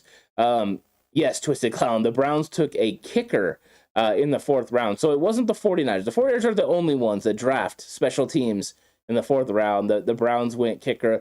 That one definitely did surprise me a little bit. And we're inching ever so close. The Dallas Cowboys pick is in here at 129. They haven't read it yet, but we'll see what the Cowboys end up doing. Well, we're getting really close. So before this pick comes in, we're 5 picks away from the 49ers selecting. And the tight end Jake Ferguson from Wisconsin comes off the books. Another tight end. So Dallas Cowboys are looking to add a tight end as well. So they have Dalton Schultz. Now they're adding Jake Ferguson. So we'll see. But the run on tight ends is real. If the 49ers are looking to go tight end, they might need to do it at pick 134. And we've got a super chat from 49ers George. I love Drake Jackson pick. Been on him a minute. Would have liked Nick Cross at 93, but I love Ty from LSU, especially we were hurt at halfback last year. Love Gray at 105. Today should be fun. Thanks, Cutback. And thank you, 49ers George 365. Really do appreciate the super chat. So great. We really appreciate you. And once again, always love the avatar of Ray Wershing. Gotta love that. So thank you so much for that. And Drake Jackson was a good pick. And I believe that, they got a very, very good player in Gray. I like Gray a lot. So I think that was a very nice selection. The 49ers, I think coming out of day 2, it feels a little bit different than it did last year. Last year, coming off Aaron Banks, Trey Sermon, and Ambry Thomas, I think it felt a little stressful. You could see it in John Lynch's face, but you've seen a more calm John Lynch and Kyle Shanahan in their presser last night. So I think they're feeling very good about it. So I think that the 49ers are happy with what they did last night, and continuing to do that tonight, I think is something they're looking to do. But this is about to be a long one. The pick is in for Baltimore at 130, and then that means the 49ers will be 3 picks away. So we're getting there. We got Tennessee, Green Bay, and Tampa Bay to get through after Baltimore makes their selection right here at 130. Oh, Tommy, you didn't like any of the picks. Wow. Okay, Tommy didn't like any of the picks. I didn't know that's, I figured some people would probably think that, but Ephesians says pairing Drake with D Ford will be an elite pass rush. I wonder what actually happens with D Ford, to be honest. I don't know if D Ford is going to be a San Francisco 49er this year. I think that they're very down on the fact that he's probably not going to be available. I think that they might, end up cutting him after the June 1, a post June 1 designation. We'll see what happens there. Maybe he retires, but I think he wants to come back. But there's the 49ers edge rushing ability is going to be really impressive. And I'm wondering what Samson Ebicom's going to look coming out of this year and the development that's going on. Mr. Corey says, everyone talking about Nick Cross doesn't know if the 49ers told Tart they're bringing him back. Yeah, maybe they did tell him already. Yeah, a punter is drafted, and it's not the SD kid. Yeah, exactly. Mar Ariaza, it did not get drafted. Jordan Stout, punter from Penn State, just got drafted by Baltimore. So special teams run. Here we go. It's kicker time. At 134, would the 49ers take Ariaza? Nah, right? Right? Please? Just kidding. Yeah, I don't know. Eric Daines is 134 coming up. I'm hoping for center Donovan West or guard Kennard. That's the thing. Kennard is still on the board, right? A lot of people had him mocked all the way up. Darian Kennard marked all the way up into the second round. And the problem with Kennard is unless you're moving him to guard, he doesn't fit the scheme. The Tennessee Titans pick is in, so when that gets posted, we'll talk about that. But that's one of those things. And Donovan West is a very, very good player. So it's going to be something to watch, definitely. I'm curious about all of this. So Frank is saying, no Marcus Jones, no Nick Cross. Oh, how they need to be punished. Not happy you didn't get your guys. There's a lot of people not happy as well about not getting, James Cook. I mean, that was one that pretty much was universally, there was a sigh at the draft party last night as James Cook got picked at pick 63. And I think a lot of 49er fans really wanted that to happen, and it didn't. And they were definitely interested in that happening. So I think that, and then Niners Worldwide says Drake is going to be an absolute monster. Yeah, I think so too. I think he's going to be really good. Marvin Rose Kennard is a good run blocker. He is a really good run blocker. And he finishes runs. I just don't like him as a tackle.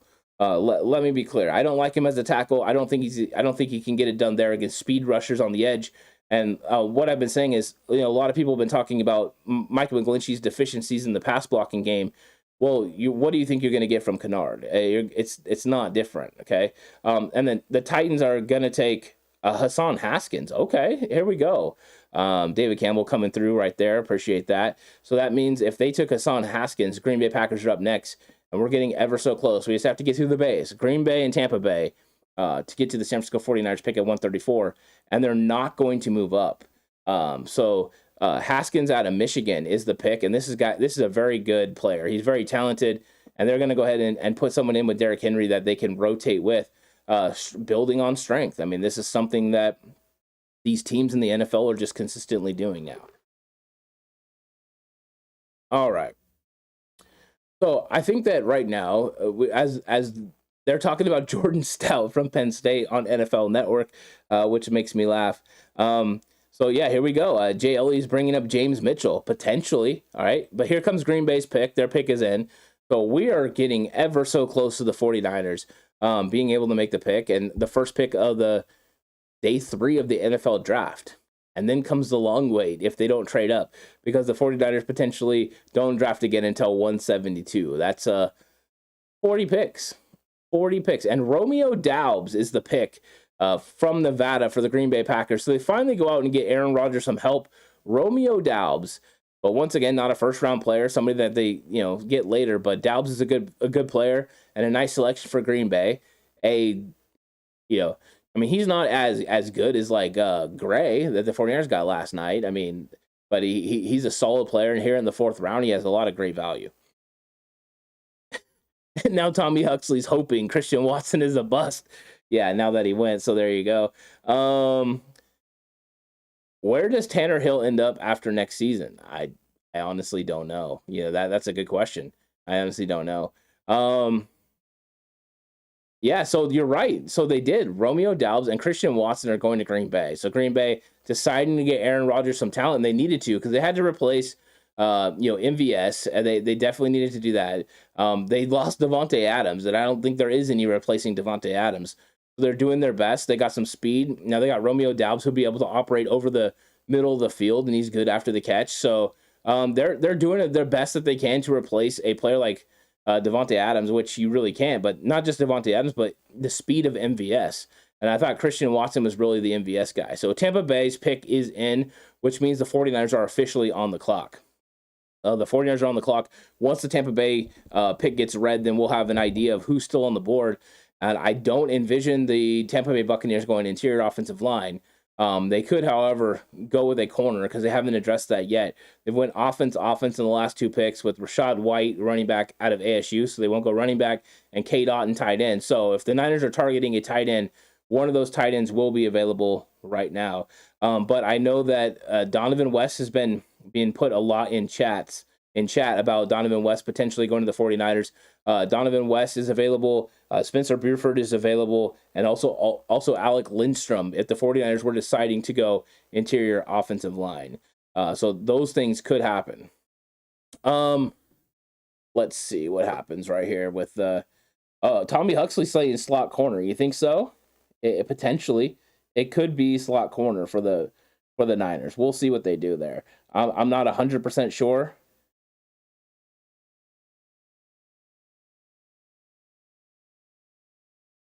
Yeah, so here we go. Okay, Bucks go kicker. Jake Camarada from Georgia. So the run on kickers is a real thing. Like the run on special teams is a real thing. Like this is actually happening. This is interesting. It really is interesting. Not Ariaza. So the 49ers are on the clock right now. Here we go. It is that time. What does everyone think? Spam chat right now. Who do you think it's going to be? Is it going to be interior offensive lineman Donovan West or Alec Lindstrom? Could it be versatile tackle Spencer Burford? Or are they going to go nickel corner? Is it going to be one of these guys? Is it going to be Zion McCollum? I've seen people bringing up Zion McCollum. Potentially it could be him. There are some other guys on the board. Could they go linebacker? One of the guys high on our board, potentially, linebacker Zacoby McClain is available. They could go there. Frank, I'm sure, wants them to go Matt Ariaza, so you got that going. I don't think they'll go edge rusher again. Tyreek Smith is available. They could go that route. So we'll see. I mean, another one to throw out there is a guy that was very high on our board. I'm not sure. I don't know how high he is on everyone else's board, but JLE's bringing up tight end. That would be nice. James Mitchell's available. I really like him. But also Michael Wright out of Oregon. If you're looking to go nickel corner, potentially he's a guy that's there. So potentially we'll see. I mean, we'll see what they end up doing. The 49ers pick is in.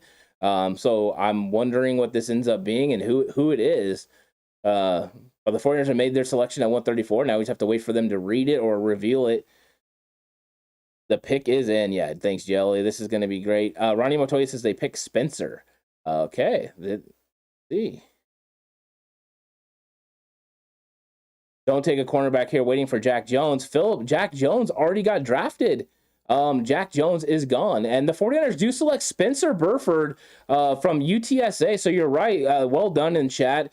Breaking the news that Spencer Burford has been chosen from University of Texas San Antonio. And this is a guy with the versatility. This is what we're talking about. A guy that is a tackle but can also play guard.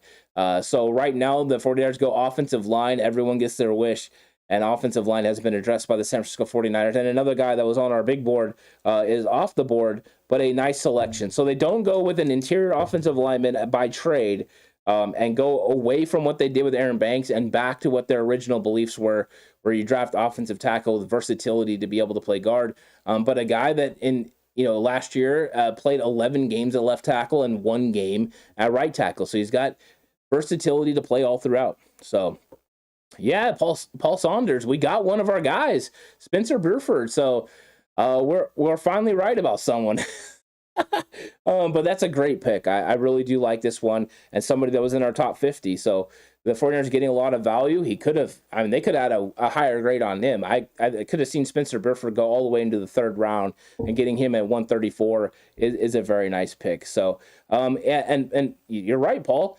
There you go. But not a center. Does that mean Mac is coming back? It could signal that. Now, with Burford's ability to play all positions on the offensive line, I don't completely rule out Mac retiring, but I think this could signal that that's something that could happen. But my belief still is that Kyle Shanahan doesn't like going young center. he doesn't like going young center. And Jay Ollie, thanks for pointing that out as well. Danny Gray as well. We were on Danny Gray, so there we go. Todd Withrow, great pick, love it. And yeah, I love it too. Spencer Buford, a nice pick. So Spencer Buford, Danny Gray, two guys you've heard a lot about on the channel. The 49ers hit both of those. No one saw anything coming with Ty there from LSU, but and Drake Jackson, we just always thought he was out of reach. We never thought he was a possible guy. So really good pick. And now we've got to wait. And let's see if the 49ers decide to move up at some point into that 150 range. I think that's one of those things. Yeah, Lou says, how many tackles that can play guard do we need? All of them, Lou. We want all of them. We have all the edge rushers. We want all the tackles who can play guard. It's athletic ability. When it comes down to it, you grab these guys that are athletic tackles, and they're able to transition to the inside. I know it's when you see them, a lot of people always say, well, he's a tackle in college, just leave him at tackle. But they're playing tackle in college because they're the best offensive linemen on their team, right? The offensive tackles are usually the best offensive linemen, the most versatile, the most athletic. When they get to the NFL, now they're playing with the top 1%. So now they would move to guard, right? It's like going from high school to college. That adjustment, you might have been a tackle in high school, but now you're going to go guard in college. It just happens. So I think that's where we're going with it. Okay, Marvin Rose has been up since 6 a.m. Time for my second breakfast. Wow, you ate breakfast? I'm going to be on here the whole time. I did not even eat breakfast. I just woke up. It was a late night last night, and I just woke up and showered and hopped on here. So there you go. Yeah, Lou liked the pick, but geez, I think this is something that this is just what the Niners do.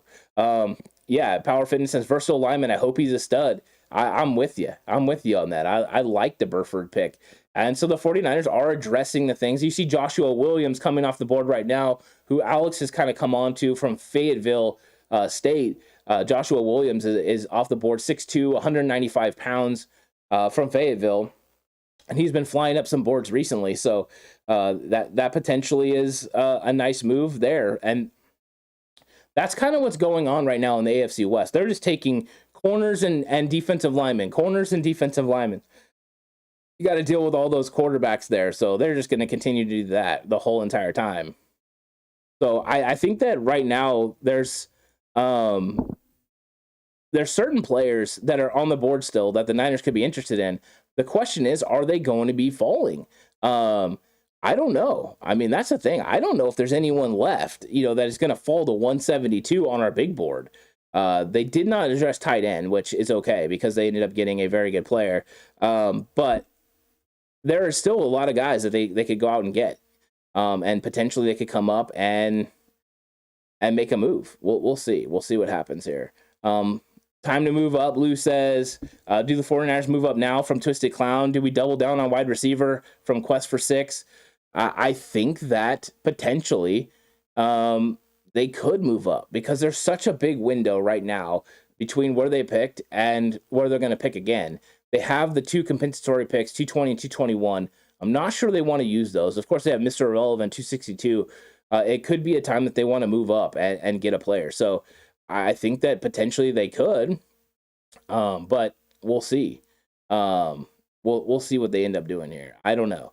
I think that the Niners have sat pat a little bit more than I anticipated, and so far they haven't been willing, to make any moves. So we'll see what happens. Kind of going over the best available. I'm looking at the board right now, trying to look at the best available players that are available. And one thing that's interesting is we've got Tariq Woolen. Tariq Woolen is still available, guys. That one shocked me a little bit. Zion McCollum, of course, Khalil Shakir, Isaiah Likely still on there, Kingsley Inagbari, and then Darian Kennard. Those are all guys that are still available. If you're looking safety, you got Verone McKinley that's still available. And then, of course, we talked about Donovan West. So Donovan West is still there. I don't know if the 49ers will address interior offensive line now. Even though I really like Lindstrom and Donovan West, I'm not sure they go. We got the speedy linebacker, Amari Barno, that's still available. So he's somebody that could also go. You got Matt Waletzko, but we just went tackle. So maybe. Bo Melton is still out there. Well, yeah, this is interesting. This is definitely interesting. Let's see. Volson tackle gone. Okay, so Cordell Volson North Dakota State, that's a nice pick right there from the Bengals. Good job from the Bengals. This is a guy that didn't even give up a sack. I mean, he's really good. So well done there. And do you think the 49ers draft a quarterback? How about Brock Purdy in the 5th or 6th round? BV, I think they could draft a quarterback late in this draft. It would just depend on what they do with those later picks. I think there's going to be potentially some guys undrafted they could go grab. But right now, I think they're comfortable with Nate Sudfeld being the backup quarterback, just drafting somebody that could be a third quarterback that potentially they could develop, maybe even stick on their practice squad would be something they're interested in. If Brock Purdy was there and they were still had those compensatory picks in the 6th round, I definitely think they would go ahead and strike on that. Nick says, are we seeing a draft philosophy change and not moving around and maybe going their BPA and not needs as much? It could be. I mean, when it comes down to it, Nick, the 49ers don't really have holes. I mean, they've done a very good job through free agency and draft and develop in previous seasons. Then they might be able to just sit there and go BPA and get the best players available. I mean, that's possible. So I definitely think that's something they could be doing. So right now, I think, when you're talking about the players they've gotten so far, they do seem like BPA guys. So that could be their philosophy. Lou says 2023 3rd round comp, time to use. Yeah, they do have draft capital next year that they could use right now to come up and make a move. I think if the Niners were going to move up, it's going to be into the 150s. That would be the next time. Yeah, Frank, 172 is the next pick. So we've got some time here until they make a pick. But I think 150, start watching and see if the Niners decide to make a move. And move up to one of the Baltimore picks. That's what Jay Ellie's wanting. Move up to one of the Baltimore picks. That would make sense. Baltimore's got 2 picks coming up in the next 4. We'll see if Baltimore's ready to move off. And here we go. Quest for 6 is saying, is Woolen a scheme fit? Quest for 6, I don't know if you've got to watch any of our safety videos or anything, but when it comes to Tariq Woolen, he's not a fit to play the corner position. But watching his film, I honestly believe he's a transition to safety player. A guy that really doesn't do very good in man coverage. He's not one of those guys that he relies on his speed too much to make up speed. A guy that needs a lot of development, but if you put him at the safety position, he is instinctive in zone coverage. So he could play that position. I think you could develop him. I'm not saying he could come in day 1 and start. That's why he makes sense right here in day 3. But if you drafted him now, he would make sense to play safety in the NFL. And that's kind of just where I've been going with it. I know he doesn't fit the scheme as a corner. So that's kind of what I'm looking at with Tariq Woolen. And then Jones pick incoming for New England. Jay Ellie's on that because New England has taken a lot of Joneses. They're definitely rolling with the Joneses today. So that is true. But we'll see what the New England Patriots do, and we'll see if the 49ers decide to go up. We're getting here to the end of the 4th round, so we know that values change when you go from the 4th round to the 5th round. You don't have to give up as much draft capital to be able to come up. So we'll see if the 49ers decide to do that. Washington will have the first pick of the 5th round, and that's where I think we could start to see the Niners think about moving. So there you go.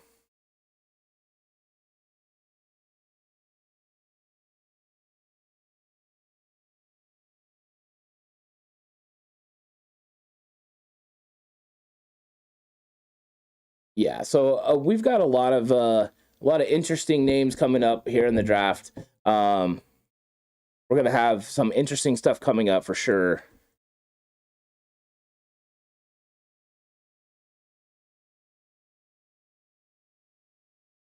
Yeah, exactly. Get out of here. Oh, man.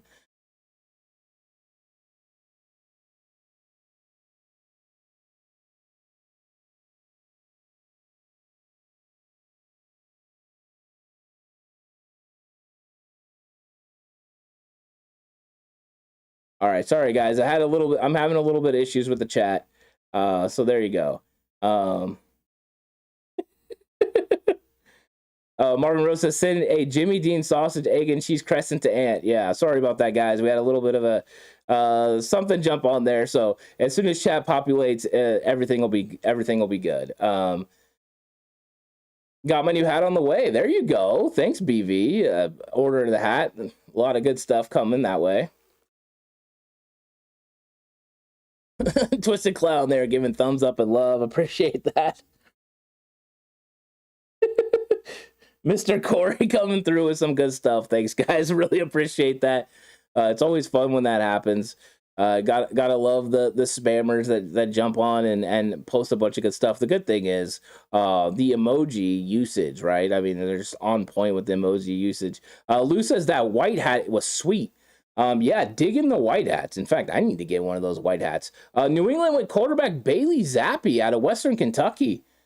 So New England going with another quarterback. Very interesting. Oh, yeah, there you go. And what's up, Android user? Welcome. Appreciate you jumping in. That's an interesting move there. Bailey Zappi, huh? We'll see. I guess he's going to be there behind Mac Jones. They've been getting Mac Jones help. Now they're getting a quarterback to play behind him potentially. So here we go. Belichick doing Belichick things. If I was Mac Jones, I'd be concerned.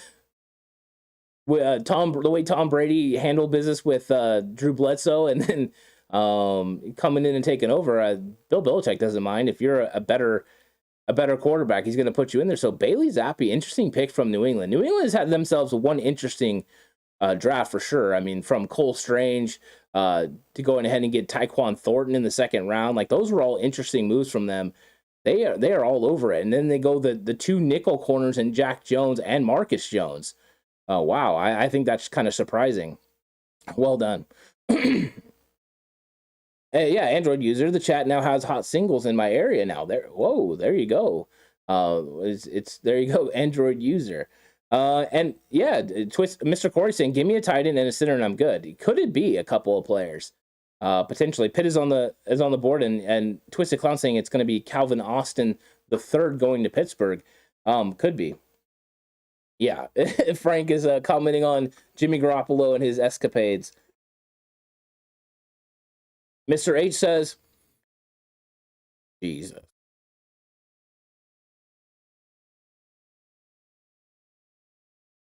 Yeah, so I if I was Mac Jones, I would request a trade. Maybe. Maybe that could happen. Don't know for sure. Gonna hit you guys with a quick commercial. Be right back.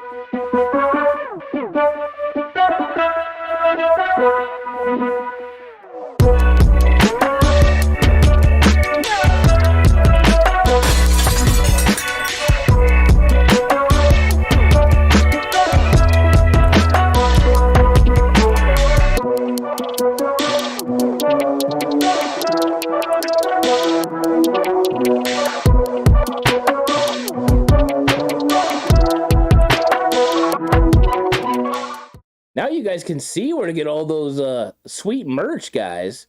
Went ahead and threw that in there so you can get the sweet merch if you want. The white hat is available right now, so there you go. Thanks, Tommy. I really appreciate that. Yeah, the spammers are finding us, guys. They are definitely finding it. Yeah, and thank you everyone that reports them. I do the same thing, so it's just hard to get them. Yeah, they're spamming me right now. I mean, come on, man. Come on, guys. I mean, what's up? What's up with these spammers are killing me right now. But the Steelers are going to make their pick officially on the board. And you're right, Android user, success problems. The struggle is real.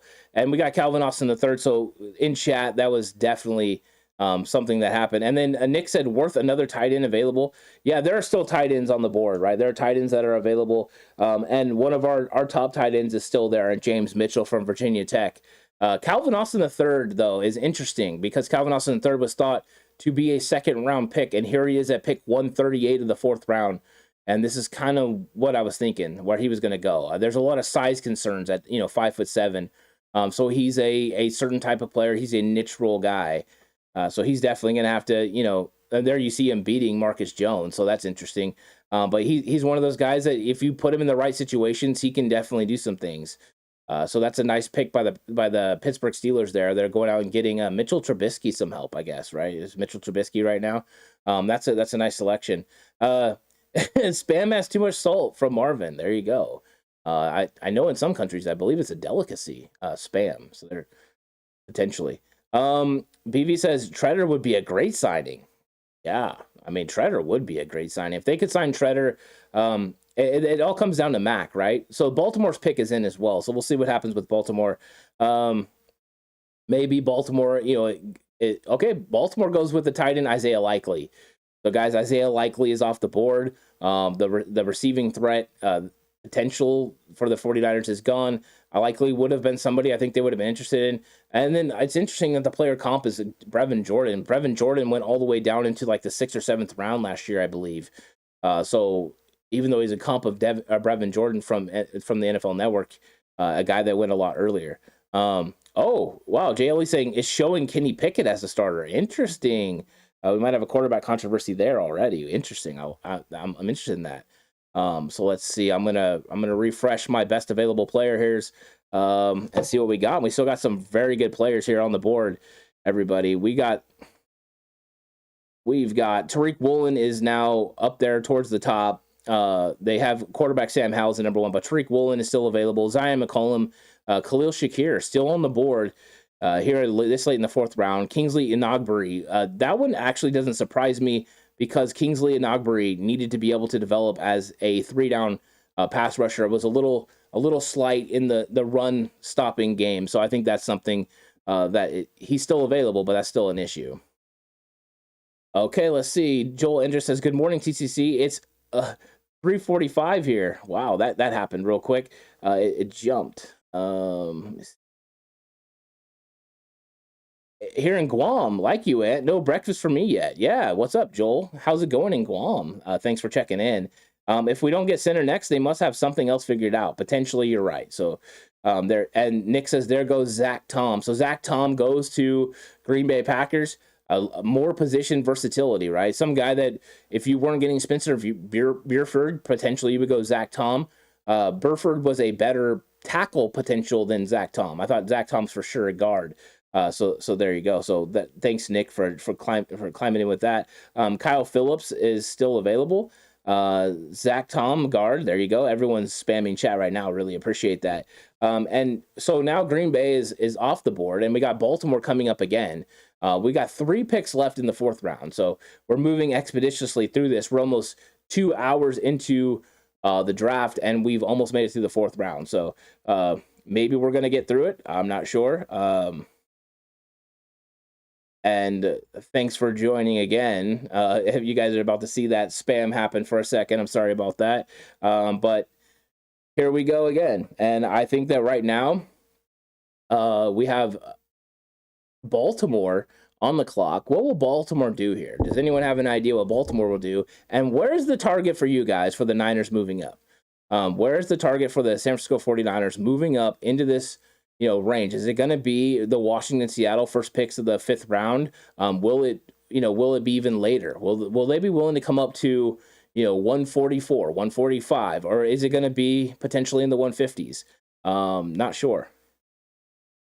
Yeah, I gotta put a good block on the best cam. There you go. I'm doing my best right now. Right now I have a little bit of holes in my kick slide. I'm not able to block them fast enough yet, but I'm definitely working on it, guys. I'm doing my best. Yeah, I did kick the bots, guys. I'm sorry. Yeah, go ahead and come in. What's up? So Alex is entering the building, so I'm gonna send you guys to a quick commercial break, and I'll be right back.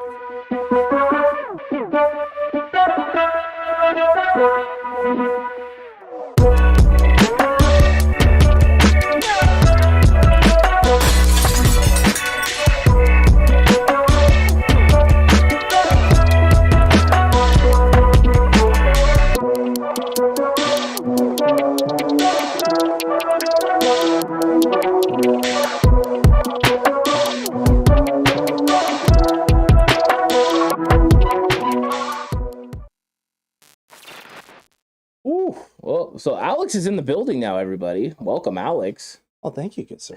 Thank you. Glad to be here. Yeah.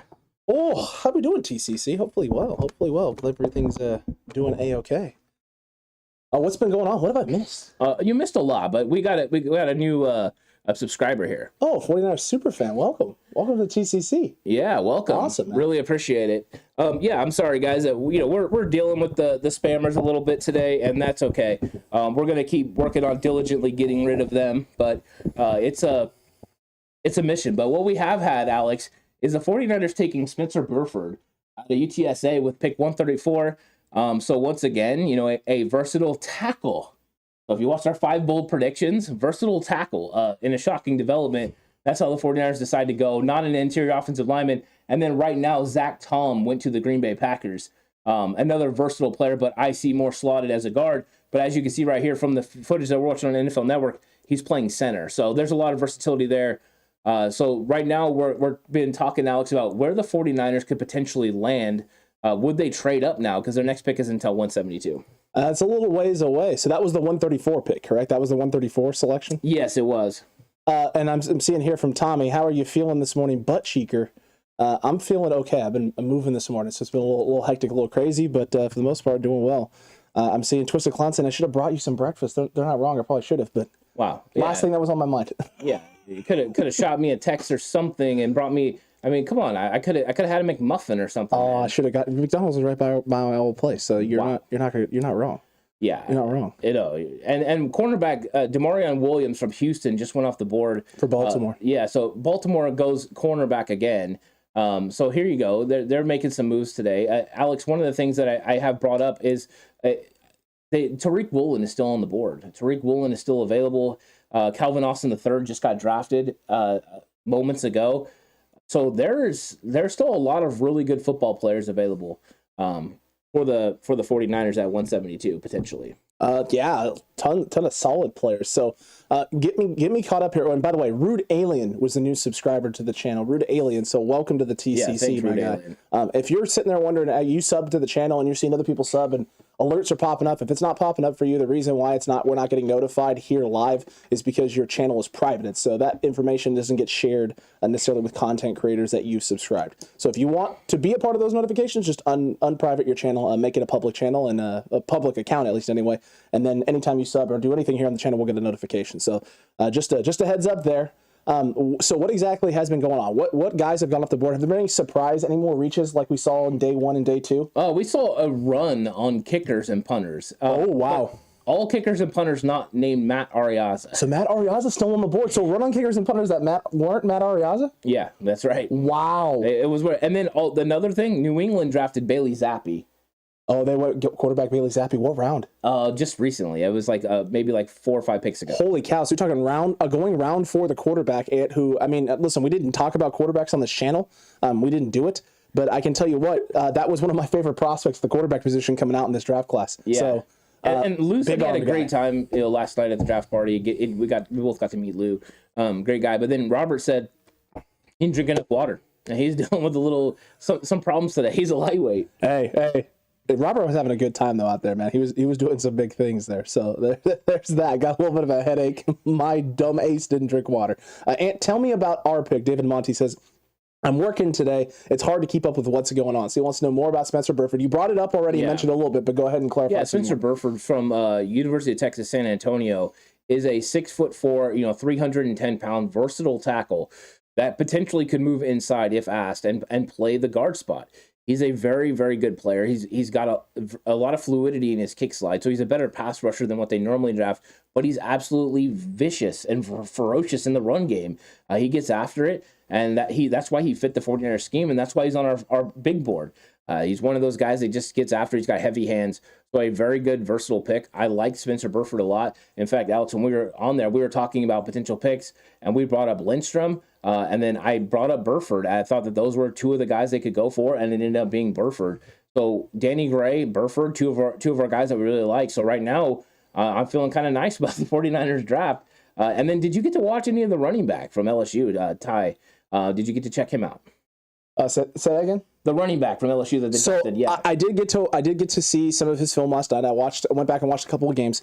Unfortunately, Ant, one of the games I had to watch was a game that I vividly remember watching last year against Florida and tuning it out because of how bad it was, because it was just before Florida went on their string of absolute horrible games. It was just the beginning of the end for the University of Florida last season. He ran all over him in there. Not to mention that, did you check out the video that the 49ers posted last night with all of the calls they made for those picks and Kyle Shanahan's comments of, we had the, we're going to do all the things that we talked about, like all of these things. This is definitely someone that has been on their radar, I think, since day one. They've obviously had in-depth conversations with this gentleman out of LSU. Yeah, I did not actually watch those calls and stuff. The cornerback Jacoby Durant just went off the board from South Carolina State.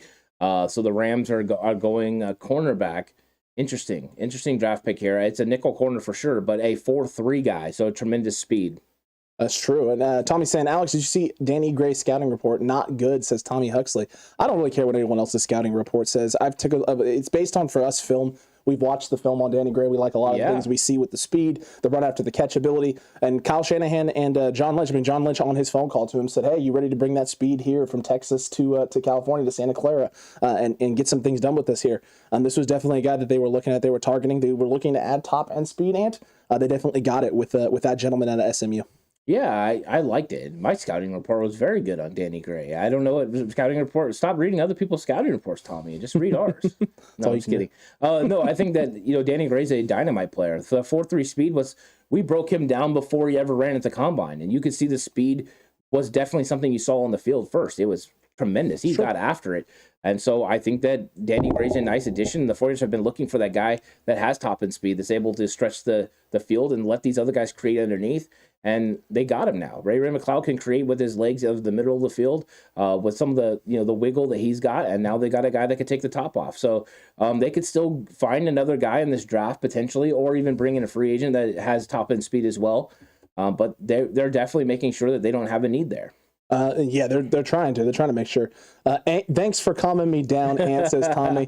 Danny Gray is Marquise good with hands in toughness. I said 49ers breakdown. Niners Worldwide is saying Debo will run Durant over easy, so he's not worried about the cornerback pick there for the Rams, Ant, which is good to see. I saw Jan earlier asked if I'm hungover. No, I'm good. I'm solid. It's all fine. Yeah, it was literally just moving this morning. Yeah, Alex was a little busy, and Alex the horse was on here earlier, doing things as which the horse can only do. Of course, solid. It was a fun time. It was fun. It lasted an hour, and then he was here and he was gone, but it was fun. We had a good time. Hey, I'm glad you guys had a good time. How did Horse? I'm assuming both of you guys got a chance to watch the film. How did Horse feel about the running back at LSU? He liked him too. He did. He liked his physicality.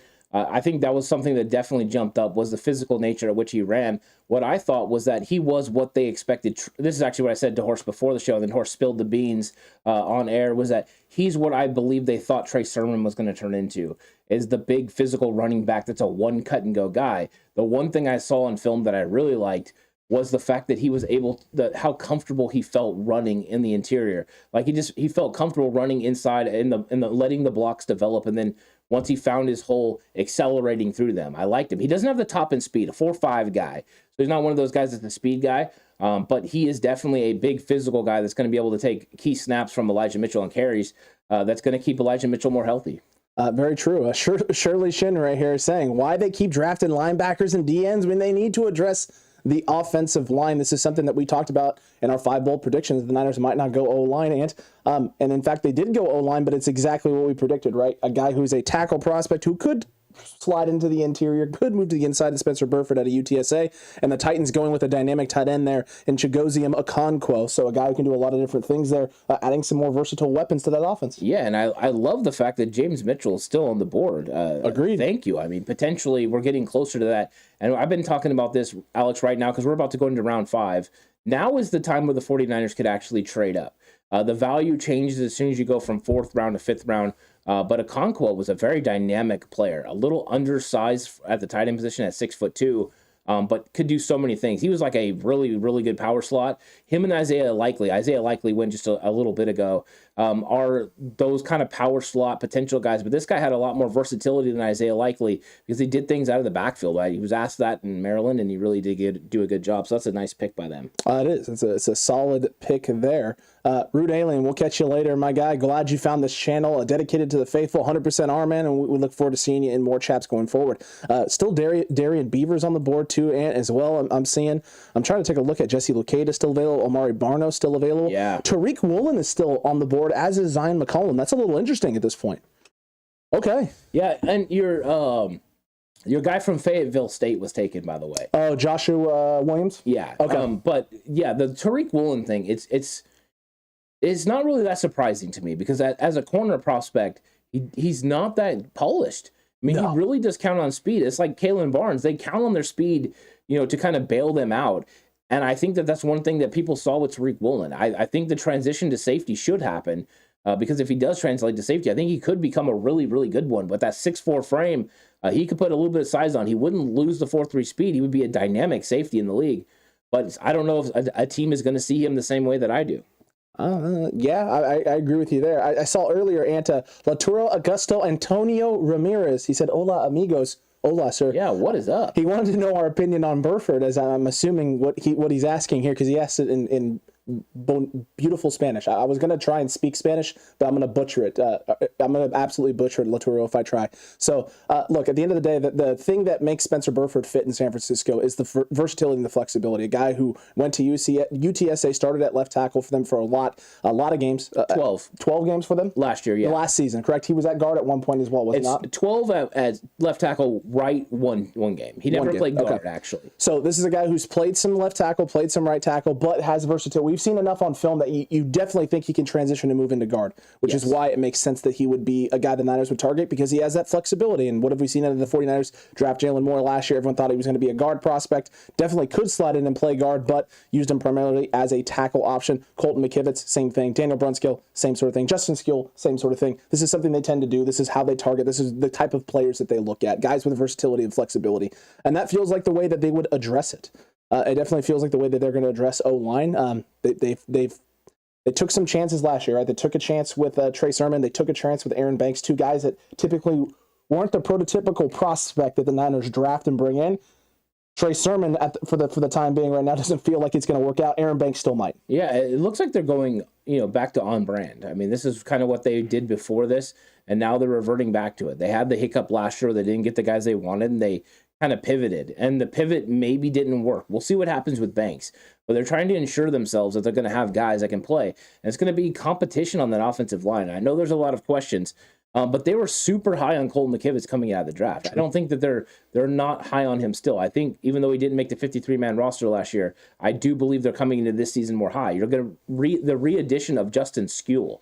Justin Skule is going to be a guy that's going to be able to compete not just in the nickel. Not just in the swing tackle spot. Sorry, I have nickel corner on the mind. Swing tackle spot, but also potentially he could slide inside as well. So there's going to be an interesting offensive line move somewhere. Did your boy go? Mathis. Yes, Damari Mathis did get drafted earlier. Do you remember where? Denver Broncos drafted him. Oh man, solid take. Yeah, it was a pick 115. Damari Mathis went there. They're doing some good stuff there with their secondary. They've had a couple good secondary draft picks. So far. And another interesting one was New England going. They went Marcus Jones yesterday. Mm-hmm. Today they went Jack Jones from Arizona State. Oh wow. Yeah, so that's early too for Jack Jones. Well, you got to have Mac Jones, Jack Jones, and Marcus Jones. And then Bailey Zappi. Yeah, they're rolling with the Joneses. Rolling with the Joneses and the Zappi. They're being very sappy about it. The AFC East is feeling very Jonesy, so we got that. All they need to do now is trade for Daniel Jones so they can have him as a backup. Oh, look at that, man. Look at that. Yeah. So the Washington football team went quarterback Sam Howell. That's actually a really good selection there. I actually like that. The value there in the fifth round is really good for that quarterback there out of North Carolina. The big problem with Sam Howell, for anyone we didn't talk a lot about quarterbacks, but that was a lot of the problem with a lot of the quarterbacks in this draft is a lot of them ran RPO in college, like at 50 or 60% clips. So most of their stuff was RPO, read-based, short field. It's not typically throws you see at the NFL level. There's really only been one team in the last decade or so that has been an RPO-based team, and that was that Philadelphia Eagles team with Nick Foles that won a Super Bowl. Yeah, and just because Nick Foles could do it. Sure. I mean, there's not a lot of quarterbacks that can do it at the NFL level. Yeah. Well, and the NFL teams, right? They adjust. Something works for a while, and then they adjust to it. That's why you can continually see the evolution of offenses in the NFL. True. Because both sides of the ball are just tremendously athletic. Very, very, very true. I saw Latoro asked a little bit ago too. He was asking about Darian Kendrick or Job. I think there's better options on the board right now than a guy like Josh Job. Kennard just went. And Kennard just went, so there you go. The Kansas City Chiefs. This was something that you and I didn't think was going to work out, because Darian Kennard is probably going to be a guy who has to move into the guard spot to have any success. He definitely struggled in certain areas, and he's not a big, powerful guy. He doesn't really move guys very well on film. He does do a fairly good job of getting a hold of guys and keeping guys in the right spot, but he doesn't dominate the point of attack. He was probably going to be someone who's going to have more success at the NFL level on the interior interior than on the outside. Yeah, I think he's one of those guys that's really good in the run blocking area. But when it comes to the pass blocking, that's where you have the questions. Yeah. So you wonder if he would have been able to handle speed rushers in the NFL. I wonder if he's going to play tackle for Kansas City, maybe. I do think that a move to the interior and playing guard is the answer for Darian Kinnard. But this is a better system scheme fit than it would have been, for a lot of other spots. But I think that also Andy Reid is really, really good at working with offensive linemen. Yeah. So they hit it out of the park last year, and they're hoping that they can do the same thing this year. But at pick, round 5, this is great value. The problem with Kinnard was they had him all the way up into the second round in a lot of the mock drafts. This guy was not a second round talent, but in the 5th round, there's a lot of ability here. Very true. I saw someone who just asked, I believe it was 49ers Breakdown, who's left at safety, fellas. So Tariq Woolen is a guy who's at the top. He's the best prospect currently on the board per ESPN and a couple of other sites at the moment. Tariq Woolen is the best available prospect. He's a cornerback that Ant and I both think could translate into the safety position, especially in San Francisco with what the Niners like to do. Verone McKinley still on the board out of Oregon. Tyson Anderson out of Toledo. Leon O'Neal Jr., a guy that 49ers fans have been talking about. Horst brought that up last night as well. He liked him. Marquise Bell, a guy that we're big fans of out of Florida A&M. Quinterio Cole out of Louisville. And Sterling Weatherford, who might make a nice linebacker out of Miami, Ohio. Those are your top 7 guys at the moment. Yeah, I think so. I think that... and then I think Weatherford is a linebacker. I don't think he's going to get drafted as a safety. I think he's going to play linebacker in the NFL. And then I saw in chat somebody said Khalil Shakir is sliding. That's true. It was Jay Ellie. Jay Ellie, yeah, you're right. Khalil Shakir is sliding because Khalil Shakir should slide a little bit. I think he's actually a late 3rd, early 4th round pick. That's who he is. But he's a good player. Don't get me wrong. He's a good player, and he's one of the number one. Oh, not the number one guy. The number one guy on our board, I believe, is Darion Beavers. True. He's still available. He is. Then Kyle Phillips, and then Khalil Shakir. So Khalil Shakir is still available. We'll see what happens with him.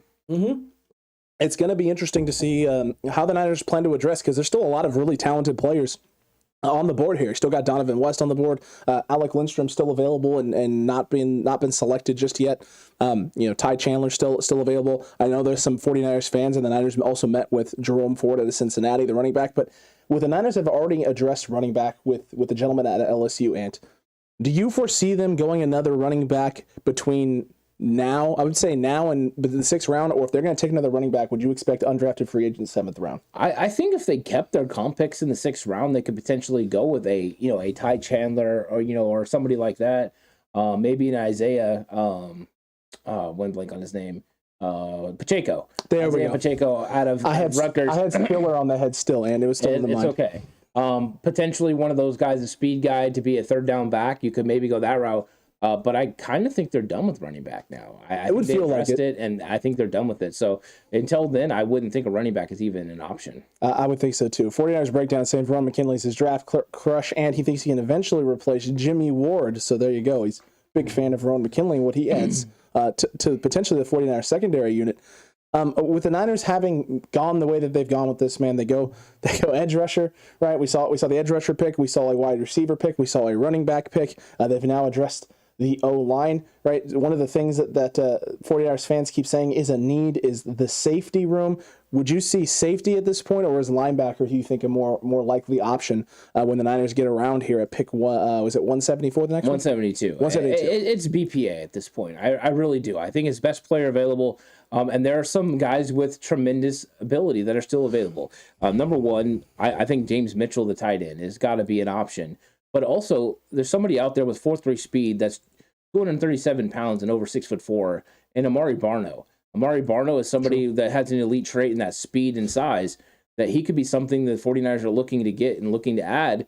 So maybe they could go that route. Now, we know how I feel about my linebackers. I'm about Zakoby McClain. So if Zakoby McClain is there at 172, he may be the best player available for me. I don't know if he's the best available player for the Niners. That's true. I'm seeing Laturo here. We have to go up and at least get a decent corner. Lynch and Shanahan are doing what they can to get fired at this point. And there goes Micah McFadden, linebacker from Indiana, to the New York Football Giants.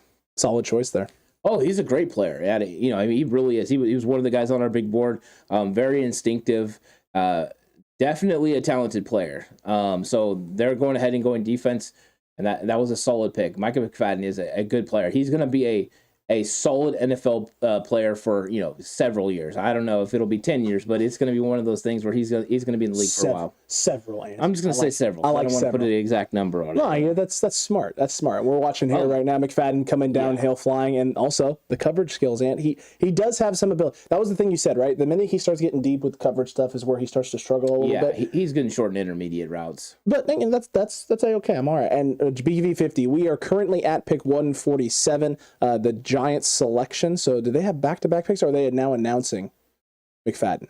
No, I think they might have back-to-back. I'm not 100% sure. We'll see right here. The pick right now is 147, and it was back-to-back selections, and it's DJ Davidson out of Arizona State, the interior defensive tackle. Solid pick there. Yeah, I like this pick. So the Giants got a big old guy right here. DJ Davidson, we talked about in our defensive tackle video, and this was a guy we kind of threw in there late. We really liked him when we saw film. True. Nice player right here. This maybe a little bit earlier than I expected, but I mean, when you watch him on film, it's all about him playing tall. If he doesn't play tall, this guy could be an impact player in the league. This is a nice selection for the New York Football Giants. I wonder, what he'll be able to do in the NFL. I think that's a nice pick, but they are building from the interior right there. They get two guys, possibly a Mike linebacker, and now DJ Davison. Very, very true, Ant. I saw someone asked earlier about Velus Jones. Velus Jones was taken yesterday, a little bit earlier. I made that mess up earlier and said he was still available. When we first came up. How are we supposed to know that Velus Jones and Tyquan Thornton were going to take it in the second and third round, respectively? Well, and besides the elite traits. Well, and truth be told, I was on a break. I was out talking to Paul and that's right, Lou. So that's right. I did not know he got taken. It's true. You didn't. You missed that part. Oh, Buffalo Bills just traded up to 148, and their pick is in. So the Buffalo Bills are making some moves. There you go. Buffalo Bills are in. So there's that. Ray will return punt, says Lou, anyway.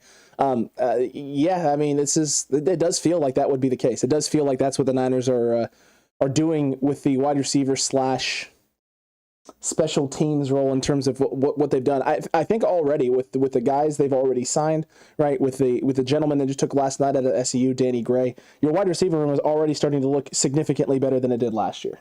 Yeah, I think so. The wide receiver room looks nice. You've added, and Debo being back. Oh, Debo's definitely back, right? He put it on his the beautiful shirt. Like I told you, it's either that or he just realized the wide was dumb and he got rid of the wide and just, I'm back. Did you see him? Oh, there goes Khalil Shakir. So Khalil Shakir, who slid, just went off the board. Gosh darn it, Buffalo. Gosh darn it. They continue to grab great players. Yeah, Buffalo Bills going ahead and adding a 4-4 guy. What does this mean for Marquez Stevenson? Marquez Stevenson could get cut. That's what it means, Alex. Yeah. 49ers practice squad. Hello. Give me some top end speed, Nate. Yeah, he's definitely got the top end speed. I just don't know why you would go him when John Ross is still available. I mean, I would go John Ross before I would go Marcus Stevenson at this point. Be honest with you, Gray could be a reason they don't go with either one of them. That's also true. He's got 4.39 speed. Yeah, he's fast. He's good. He's going to be able to operate well in that 49er system. I'm looking forward to seeing what Kyle Shanahan designs and comes up with. But yeah, Deebo Samuel releasing that shirt definitely signals that they're going to work something out, right? Something. Whenever two parties are motivated to make something happen, they make it happen. This will happen closer to training camp, probably. But thank you, A.J. Brown, for working out a framework of a contract. Because I think Deebo Samuel, we could do the same thing we did with Trent Williams, is pay him like $1 more or whatever it was. It was something ridiculous. Drop a $1K on him more, and then he gets paid more than A.J. Brown, and he can hold that over his head. So maybe we'll do that. It's true. Shakir is listed at the exact same size as Danny Gray, 5'11", 7'8" wingspan, and 5'11", 7'8" wingspan, and 196 pounds, says Brandon West. Differences, though, Danny Gray a lot faster. Khalil Shakir a little bit more physical. Yeah, it's a half a click, right? That's the difference between the two of them, with Danny Gray being a 4.39 guy and Khalil Shakir being a 4.43 guy. Now, here's the problem, though.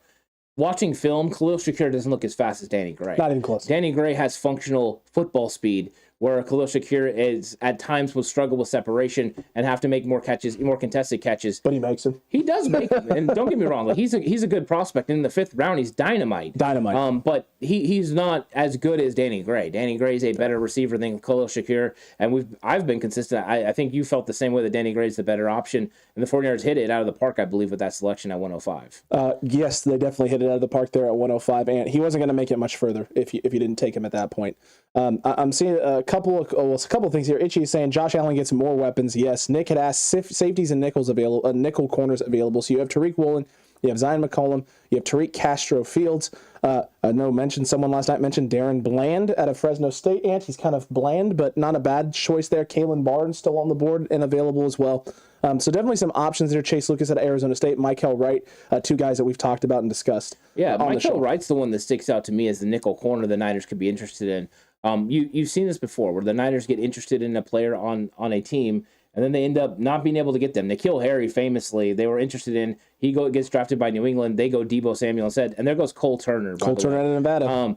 But then the same thing happened now where they've looked at the player they got last year from Oregon, and now they're going to come back and potentially get another one, Mykel Wright. I think that would make a lot of sense. Deommodore Lenoir's a nice player, but Mykel Wright has that elite speed. But Cole Turner, the tight end, what a great pick. And we were talking about him, and I've been high on this guy potentially in the 5th, 6th round because of this part right here. If you're watching the NFL Network, you see the jump ball potential, and that's something that's just absolutely special. And that's an elite trait, in my opinion. Oh, definitely. At this point, I know Jelani Woods went early yesterday with the 6'7" frame and all that, but the lumbering and getting out of the 3-point stance, if you can have him stand up in the red zone, he's a problem and a threat. But the minute you put him down in line, there's questions at the NFL level whether or not he's going to be able to get off and explode and beat guys to the punch. Now he's 6'7", so he doesn't always have to. Cole Turner, it feels like a more I don't want to say ready in the sense that he's a better player or more ready than Jelani Woods, because I think they both have their weaknesses, but I'm more comfortable with Cole Turner in terms of how you can put him and plug him and play him into your system and do things with him, especially in the red zone, than a guy like Jelani Woods right now. Yeah, and we got the Texans coming up, making a trade, coming up here to 150. This could be a tight end, right? They could be going tight end right now. You've seen Cole Turner coming off the board. A lot of times that's what you see, a player go, and then all of a sudden, like, oh, positional-wise, we need to go ahead and grab somebody. But I think Cole Turner is a more fluid athlete right now than Jelani Woods. Jelani Woods is a good talent. I was a little surprised to see Woods go so high, but I think he's a good player. I think that I liked Cole Turner and that ability to win on jump balls consistently, and now he's an absolute red zone threat for Washington, which is good because they need to give Carson Wentz some weapons.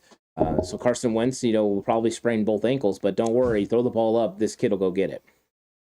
He will definitely sprain both ankles out on the same play. Absolutely rough for Carson Wentz, and absolutely rough. William Roberts saying Derek Dees Jr. would be nice. It'd be later, though. It would need to be later if you're going to go that route. Maybe even potentially. He could be an undrafted guy. Yeah, I think when you're talking Derek Dees Jr., you're thinking about the 6th-round comps. That's the first time you could potentially see Derek Dees Jr. Be a target for the 49ers. I don't think it would be 172. I don't think it would be the murder pick at 187. So that would be the first time. And right now, the 49ers, Alex, are going under on draft trades. They haven't moved up. They haven't moved back. They've done nothing. Are they going to just sit back and make all these picks in the spots that they are? Feels like it at this point. It does feel like the Niners are just going to sit tight, take BPA. They don't feel like they have a lot of holes to address. The faithful and 49ers fans across the globe are sitting there screaming for the O-line and protect trade, do something. I don't know. We've been saying this, right? It didn't feel like the Niners felt the O-line was as big of an issue and as a concern as everyone else did. They went 2 O-linemen last year that they feel could plug and play. I think Colton McKivitz, the only reason he didn't make the roster last season, right, was because of the draft pick of Aaron Banks. They knew they couldn't move off of a guy like this. They thought they could sneak Colton McKivitz onto the practice squad. They did. They accomplished that. So you've done that. You've done a lot of positive things there, and now you feel like you have plenty of guys right now in that offensive line room, 11 or 12 names currently that you can go, that can do some things and do some stuff. And I see Thomas Booker from Stanford, the D end, goes to the Texans there. Yeah, Thomas Booker, somebody the 49ers have met with recently, but would not be a target anymore after Drake Jackson. Matthew Rowley wasn't excited about the Drake Jackson pick and wasn't excited about the running back either out of LSU. I believe he said he liked the Danny Gray move. I think when it comes down to Drake Jackson, no one expected Drake Jackson to be there at 61. I thought he was a second-round talent. We know that, Alex. I wasn't huge on him. But I think at that value at 61 is just too hard to pass up. I think it was him or Nakobe Dean. It had to be one of those two guys potentially right there. And they probably didn't feel good about his medical had to be the issue. Yeah. So then the best player available on their board is probably Drake Jackson. And there's nothing wrong with that. So that's a solid move. And now the Texans go and get Thomas Booker. So it's potentially a pick the Niners weren't interested in anyway. So I don't mind when players the Niners wouldn't be interested to go off the board because maybe one of our guys will slide. So 49ers Breakdown says, we don't pick for 20 picks. What makes sense to you guys? What makes sense to me? What makes sense to me would be a weapon for Trey. Either a wide receiver or a tight end. James Mitchell's still on the board. If he's still around by the time you get there, I would say do it, take it, go weapon offensively, address it. It doesn't feel like you're going to get the safety that can do the things you need to do, or potentially the cornerback option. I see Tyler Algier, I don't know how to pronounce the last name, man, out of BYU going to the Atlanta Falcons there, so they go get themselves a big physical runner. Never good when some of the things they talk about him are fumble issues. And it's the comp is James Conner. That's not the comp. No, it's not. That's not the comp. No, and with this guy, they said north-south runner. That might be taking it to another level. This guy is definitely a north-south runner. There's not a lot of ability to move. His lateral movement's not great, but he's a physical runner. So he might fit what Atlanta's trying to do there. So you can't hate that. And Jan Stewart with "You're not wrong, my guy." Thank you to me. He said that to me. So thank you. Solid. Absolutely solid. Appreciate that. Appreciate that a lot. And yeah, interesting. Just an interesting situation there. Just an interesting draft pick. Interesting selection. I thought they might try and get some more speed. At the running back room. They don't go with the speed. Apparently, they feel very comfortable with Cordero Patterson's speed. Yeah, maybe. I mean, Cordero Patterson can do it all. So, I mean, adding a back that it can do things on short yardage would make sense for the Atlanta Falcons. I don't have a problem with this pick. But what it does is it also frees up, once again, another guy that Niners wouldn't be interested in. So players continue to fall. So let's just keep the Jets and the Dolphins away. And we know the Jets aren't picking anymore. So let's keep the Dolphins away and not allow them to pick the players that we love. Yeah, that's all. That's what you want. That's what you want to do. And those dang bots, they just keep coming back. Is Tyquan Thornton available, says 49ers Breakdown? No, the Pats, in a surprise of all surprises, traded up in the second round, Traded up in the second round and took care of that. Yeah, and Matthew Rowley says, so any chance Debo sits out now? No, Debo's not going to sit out. The way the collective bargaining agreement works, Debo Samuel would get fined for sitting out, and he did not make enough money on being on a rookie pay scale to be able to afford that. So he's going to be in camp, and that's one of the things the 49ers do, reward players for doing. When you show up, you get new contracts, you get paid. So I think that's something that could happen. And right now the Denver Broncos are loading up on secondary again with Delarian Turner-Yell from Oklahoma. So that's a lot of secondary, man. AFC. What are they? Who have been the picks for this team? I mean, it feels like it's been all secondary. It should be all secondary. Have you seen the other teams are going to be going against? You got true. Justin Herbert, you got Patrick Mahomes, Derek Carr, and those guys are adding Devontae Adams. I mean, it's like if you're an edge rusher or you're a corner, you're going to be playing in the AFC West. It feels like. It does feel like you're going to be playing in the AFC West. Matthew Rowley saying, so any chance that Debo sits out now? No, Matthew, he's not sitting out. We said this. There was no way Debo was sitting out based on the amount of money he's making, how much control the 49ers have, and how much control teams have in the NFL right now on rookie salaries and rookie contracts for rookie players. And what the CBA now says, if you sit out that year, that contract just gets pushed down the line another year, so you don't actually accomplish anything. Instead, you get fined, you don't get paid, you lose money, it costs you more than it's going to end up and it's going to cost you more than any positive thing that's going to happen. Yeah, and because he hasn't had enough accrued seasons, if he sits out, he just comes back on the same deal next year. So it would just push it down the line. I mean, him sitting out an entire year would, of course, make the 49ers want to trade him, but that would also hurt him huge. I mean, Le'Veon Bell is the perfect example of that. Le'Veon Bell was never the same when he came back. And whether that is just him being long in the tooth because he's a running back and taking those hits, or if it's a real thing of you do get rust from not playing football, you can work out as much as you want. There goes Tariq Woolen to the Seattle Seahawks. So he fits their scheme. Yep. Tariq Woolen will be playing cornerback for the Seattle Seahawks because Brandon Browner was the exact same height. Now, the weight's not there. Tariq Woolen's got to put on some size. But that speed and height, they're going to go back to their cover three. They've drafted now 2 corners in this draft. So everyone knows now what Pete Carroll's going back to. He's going back to basics, cover 3 on defense, and then on offense, he's going to run the football. Accurate. He's going to try and run the football. And they did get themselves a nice running back and addressed O-line early. That was good on them. That was very smart. So someone had asked about Seattle's draft and Arizona's draft so far. So let's take a look at Seattle's. In the first round, pick 9, they go Charles Cross, the offensive tackle to Mississippi State, trying to take care of the O-line issues and problems they've been having. They've been plaguing them. Round 2, they take Boy Mafi, edge rusher out of Minnesota. Then they also took Ken Walker III. In the 3rd round, they took Abraham Lucas, another offensive tackle prospect. And in the 4th round, they take Kobe Bryant out of Cincinnati. And then they just took Tariq Woolen at 153. So they've gone cornerback twice, O-line twice, an edge rusher, and a running back. Yeah, I hate to say it, but I do really like their draft. I think it's good. I think Seattle's having a very fantastic draft. Tariq Woolen and Kobe Bryant are going to be corners that they can count on. These guys are going to develop, and they're going back to the cover 3. That's what this signals. They're going to run that base cover 3 that Pete Carroll loves so much. And then they added Boy Mafi also to get after the quarterback. They know they got to be able to get after Trey Lance and Kyler Murray and Matthew Stafford. So I think that they've actually done a very good job, which it definitely pains me to say because I don't like anything the Seahawks do, but they're having themselves a pretty good draft. Very, very true. And so here's what Arizona did as well, TCC. So they've only made 3 picks so far. Obviously, with pick 23, they did trade that away and got themselves a Hollywood Brown Ant, who they're going to have to pay him some money there at some point in time. But not a bad thing for them there. They get themselves a solid number 2 option there, opposite DeAndre Hopkins with the speed. So they replace the Christian Kirk speed Ant with a guy who's done a lot more than Christian Kirk has in this league, but also has the drop issue that Christian Kirk also had. So they don't really fix the drop issue, but they do add the speed and someone who has a little bit more production, or a lot more production per se, excuse me. Then in round 2 with pick 55, they go Trey McBride, so they load up on tight ends. They still have Max Williams. They still have Zach Ertz, and now they add Trey McBride as well. So tight end room for them looks pretty solid at this point in time. Then they go D-end Cam Thomas at pick 87, and then they went Myjai Sanders, defensive end at Cincinnati, at pick 100. They don't have another pick, though, Ant, until 201. So they're still about 50 picks away. So from round 3 till round 6, they're waiting. I do like what they've done, though. 100%. Adding Hollywood Brown to that offense. They already brought A.J. Green back as well. They got Rondell Moore last year. They have dynamic speed now to go around DeAndre Hopkins. Accurate. Those are solid moves, and then they've continued to address the defense as well.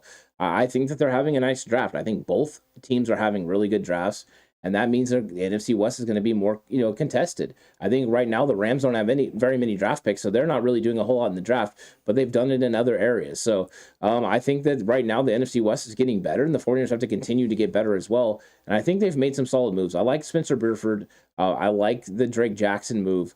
I think those are really good, and I love Danny Gray. So I think those are solid moves so far. I don't think they're the names that you hear from Seattle, for sure. I think Seattle, as far as name value goes, and scheme fit, right now they're hitting on all cylinders. It's true. That receiver core is scary, saying Jan Stewart, and it is. It's an impressive wide receiver group there, except for Drew Lock. Thanks, Nick. Fair, Nick.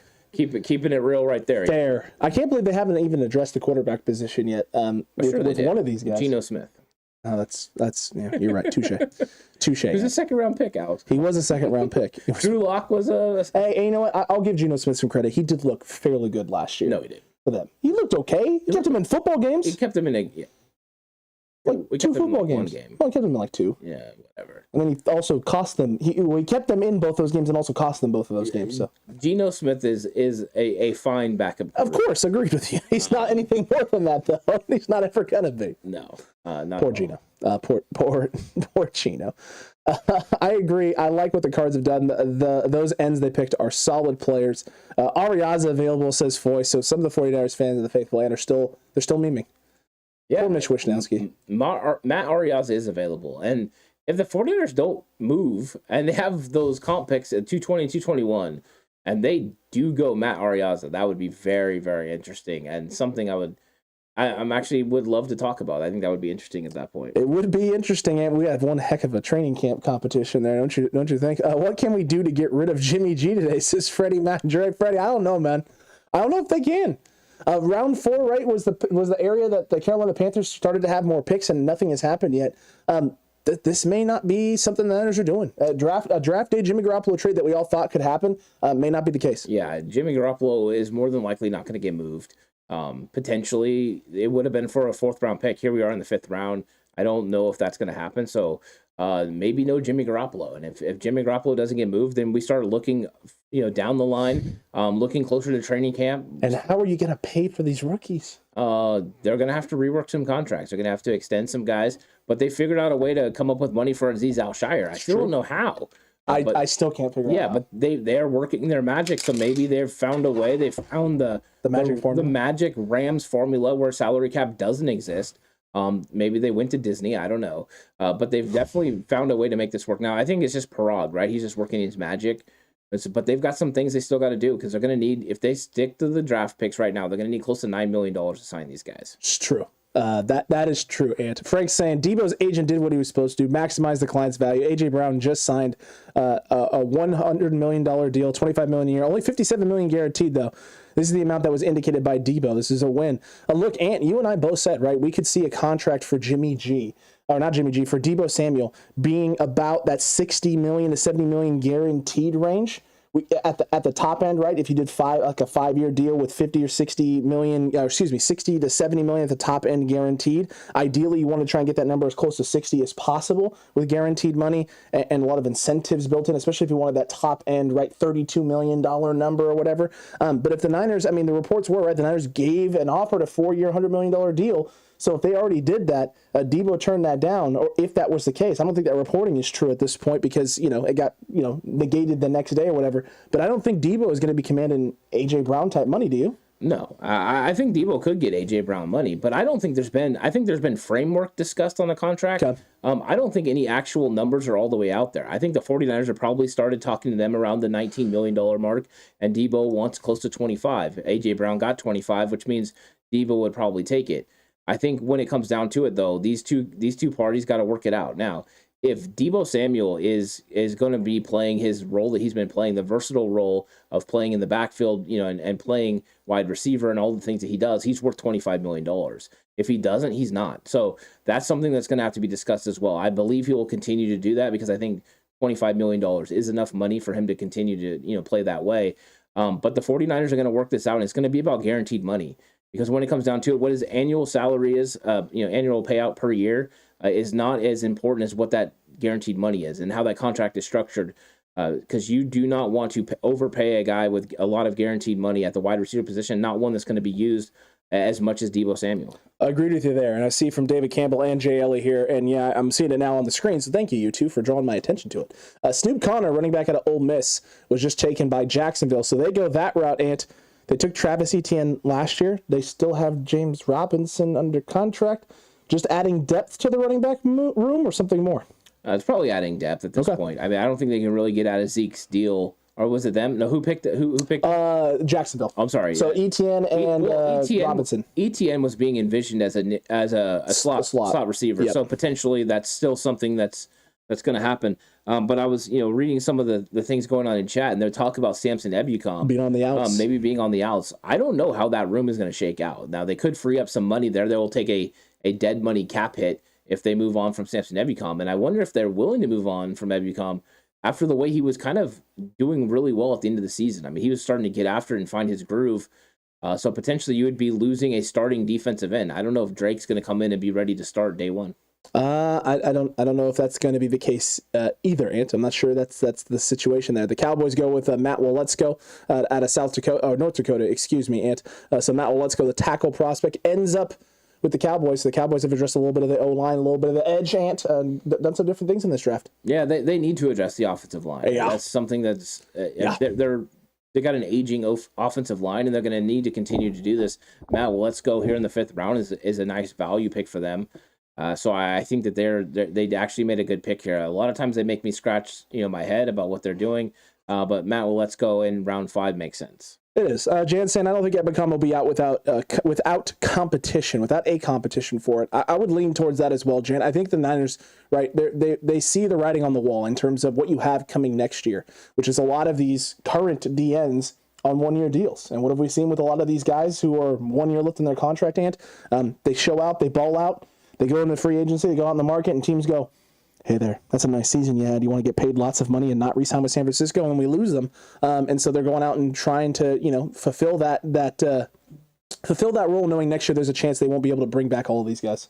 Yeah, I mean, that's the truth. You have Jordan Willis, you have these guys that are on 1-year deals, and I think that it's nice. It sounds nice. Charles Omenihu is a very nice player, but the realistic possibilities of Omenihu having a great season and then going and getting a deal like Arden Key did or like Kerry Hyder did the year before, and Kerry Hyder's back, are a high potential. So I think that's what can happen. And now you've added Drake Jackson. You think he could be better than one of those guys, but talk about an absolute battle in training camp.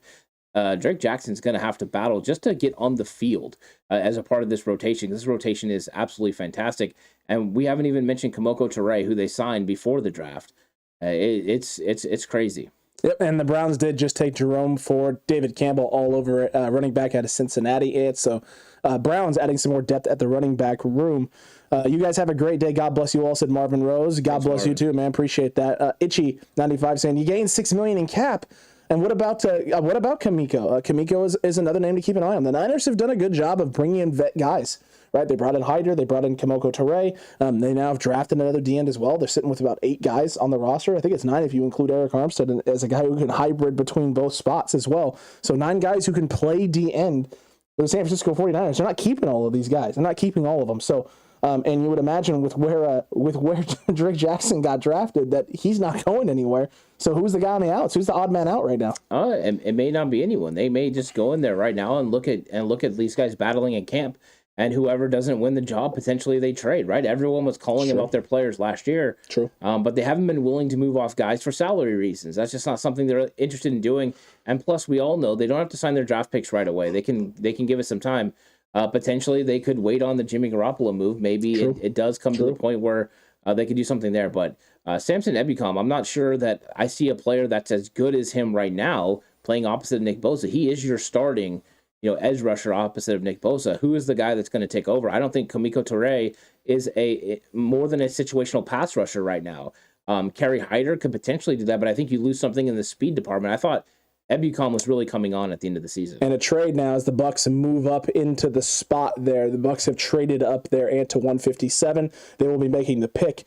A longtime Niner fan is saying, is 2023 going to be the year the cap is supposed to go way up? Yes, with all the new contracts, all the new money deals coming in this season, they're going to have a better idea of what that salary cap looks like. And if people keep showing up, Ant, and people are at games and things are going well and their overseas games continue to grow and sell out, you could be seeing an explosion of the salary cap next season, which should make things easier for not just every team in the NFL, but also the Niners. And there goes Zion McCollum, Sam Houston State, to Tampa Bay. So Tampa Bay is going with the big corner with 4.3 speed, tremendous athleticism. So this is something that's interesting. And seeing the 4.3 speed reminded me, Alex, that Pierre Strong went to New England as well. Oh, my Lord. So when you're looking at athleticism, you see him ranking them 99 overall for Zion McCollum. That's something you saw for Pierre Strong as well. These are these guys with elite traits that you're going to find in this part of the draft that you're going to try to develop. Zion McCollum's one of those guys. Very true, very true. And they had a lot of issues last year at the cornerback spot, Tampa Bay did. So going corner makes sense for them. And the pick is already in for Seattle. So we'll be seeing here shortly what route they decide to go. They've gone tackle twice. They've gone secondary twice. They've gone a running back and they've gone an edge rusher. Is this a spot where you're doing that again? Or are you looking to go linebacker option potentially and fill a hole with the vacation of Bobby Wagner? Yeah, potentially they could. They could go linebacker. If they go my guy, I lose it. If they go Darian Beavers? No, not Beavers. If they go with my guy, Zacoby McClain. Oh God! If they go Zacoby McClain, I'm gonna be upset. If they go Beavers, that would be a nice. They want another edge rusher at Tyreek Smith. That's it's upsetting, dude. That's upsetting. Oh, Tyreek Smith opposite of Boy Mafi. Oh, that's an upgrade already over what you had last year in Kerry Hyder. Yeah, I mean that's a nice selection. I really love what Seattle's doing. Seattle's having a good draft right now. I hate to say that. Seattle's having a good draft. Yeah.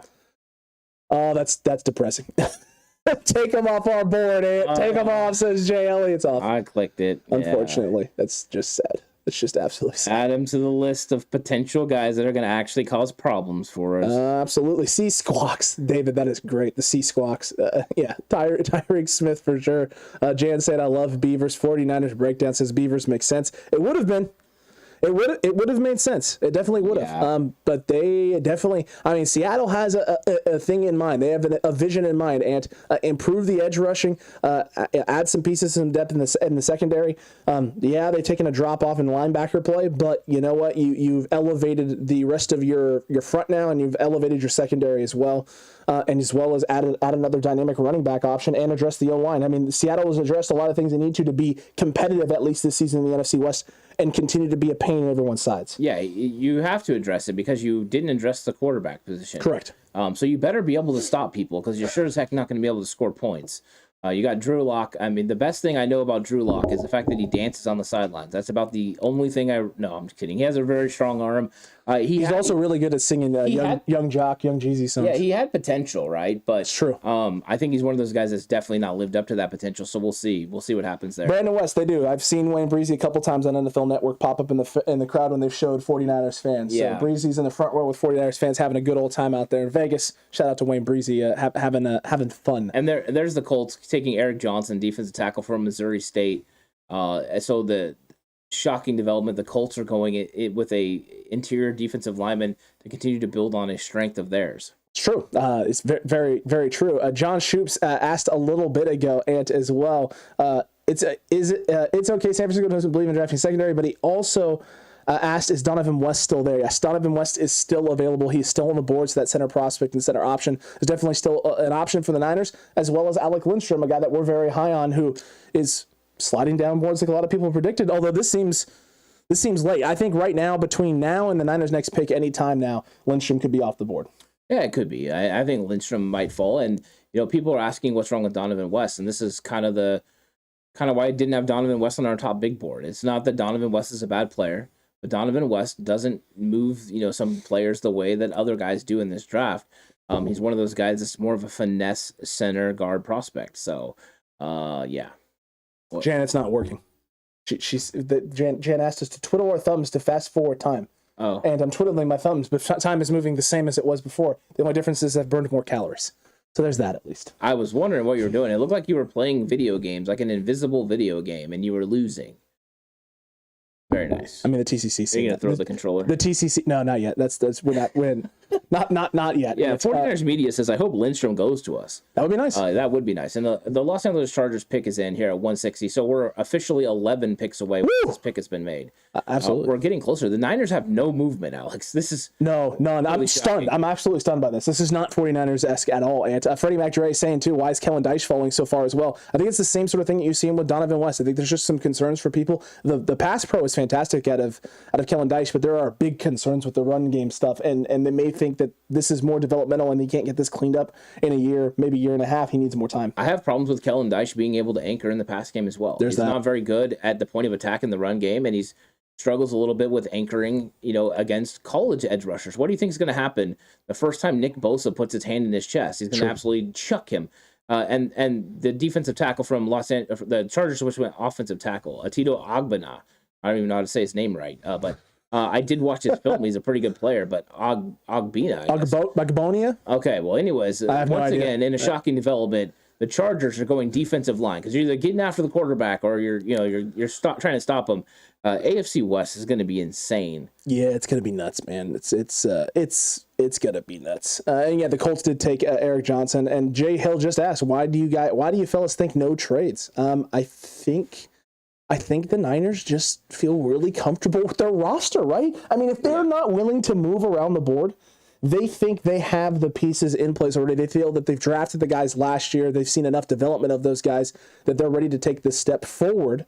They're ready to take the step forward with the current pieces they have, and that you're just trying to take the best players available to build and strengthen your team in certain areas and see what you can do. The Niners also know that they can still re-sign guys in this free agency class to add and fill holes, and they may feel there are guys out there that can do those things, and you're just trying to see, right? Just trying to wait and see what falls to you in the draft, who's available where, and what holes you can fill that way, and which holes you need to sign free agents for. Yeah, I mean, this is one of the things coming into this draft is the 49ers believe they potentially didn't have holes.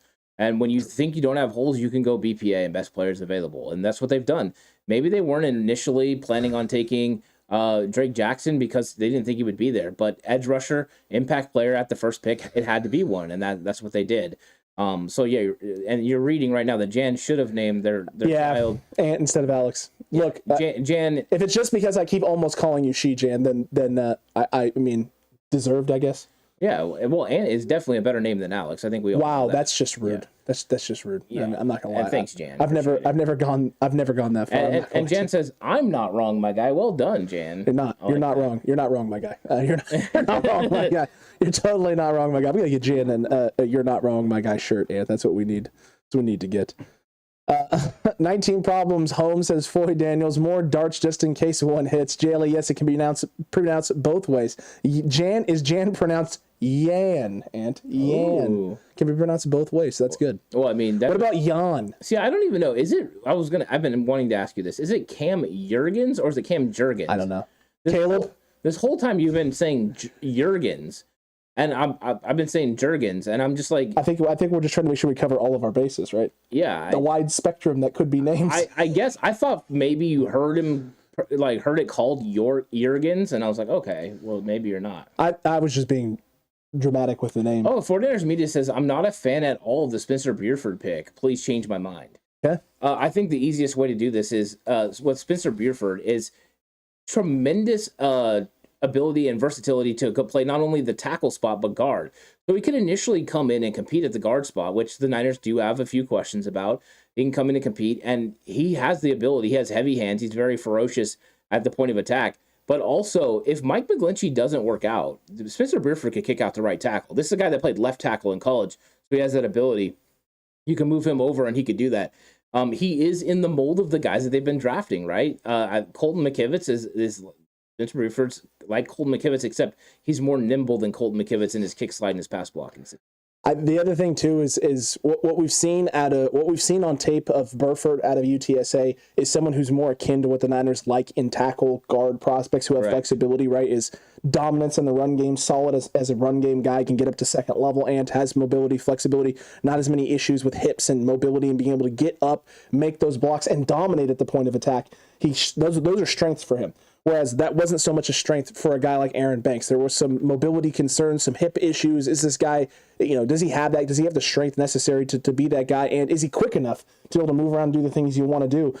Didn't see that as much on film, which is why he was a guy that we didn't even consider last year for the Niners to be going after and targeting where they did. Instead, Walker Little was the name that was in our minds, in our heads.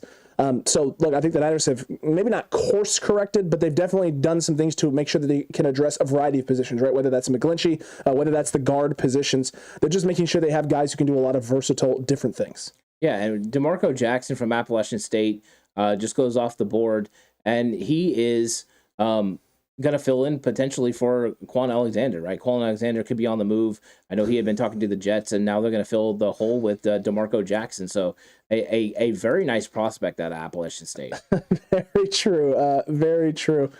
Jan, it's Jan with a hard J, but you can call me Jan when I get boring. So there's that. I was saying Yan like it's in soft J, like Jan still, but just a nice Yan. Or a nice yawn, not actual like yawn boring, Jan. Nothing about you brings boring to the TCC in the chat. So don't think that at all. You are absolutely phenomenal right now. And the Broncos pick at 162 is now in. Yeah, the pick is in, and we're inching nearer and nearer to the 49ers picking. And they did not move up. They have not moved up. They're just not having any movement. They're just sitting pat. Are they really going to pick Mr. Irrelevant? This is something we didn't think that was going to happen. Are they really going to pick Mr. Irrelevant? Are they taking 262? I mean, maybe. At this point, right, they just haven't been willing to move.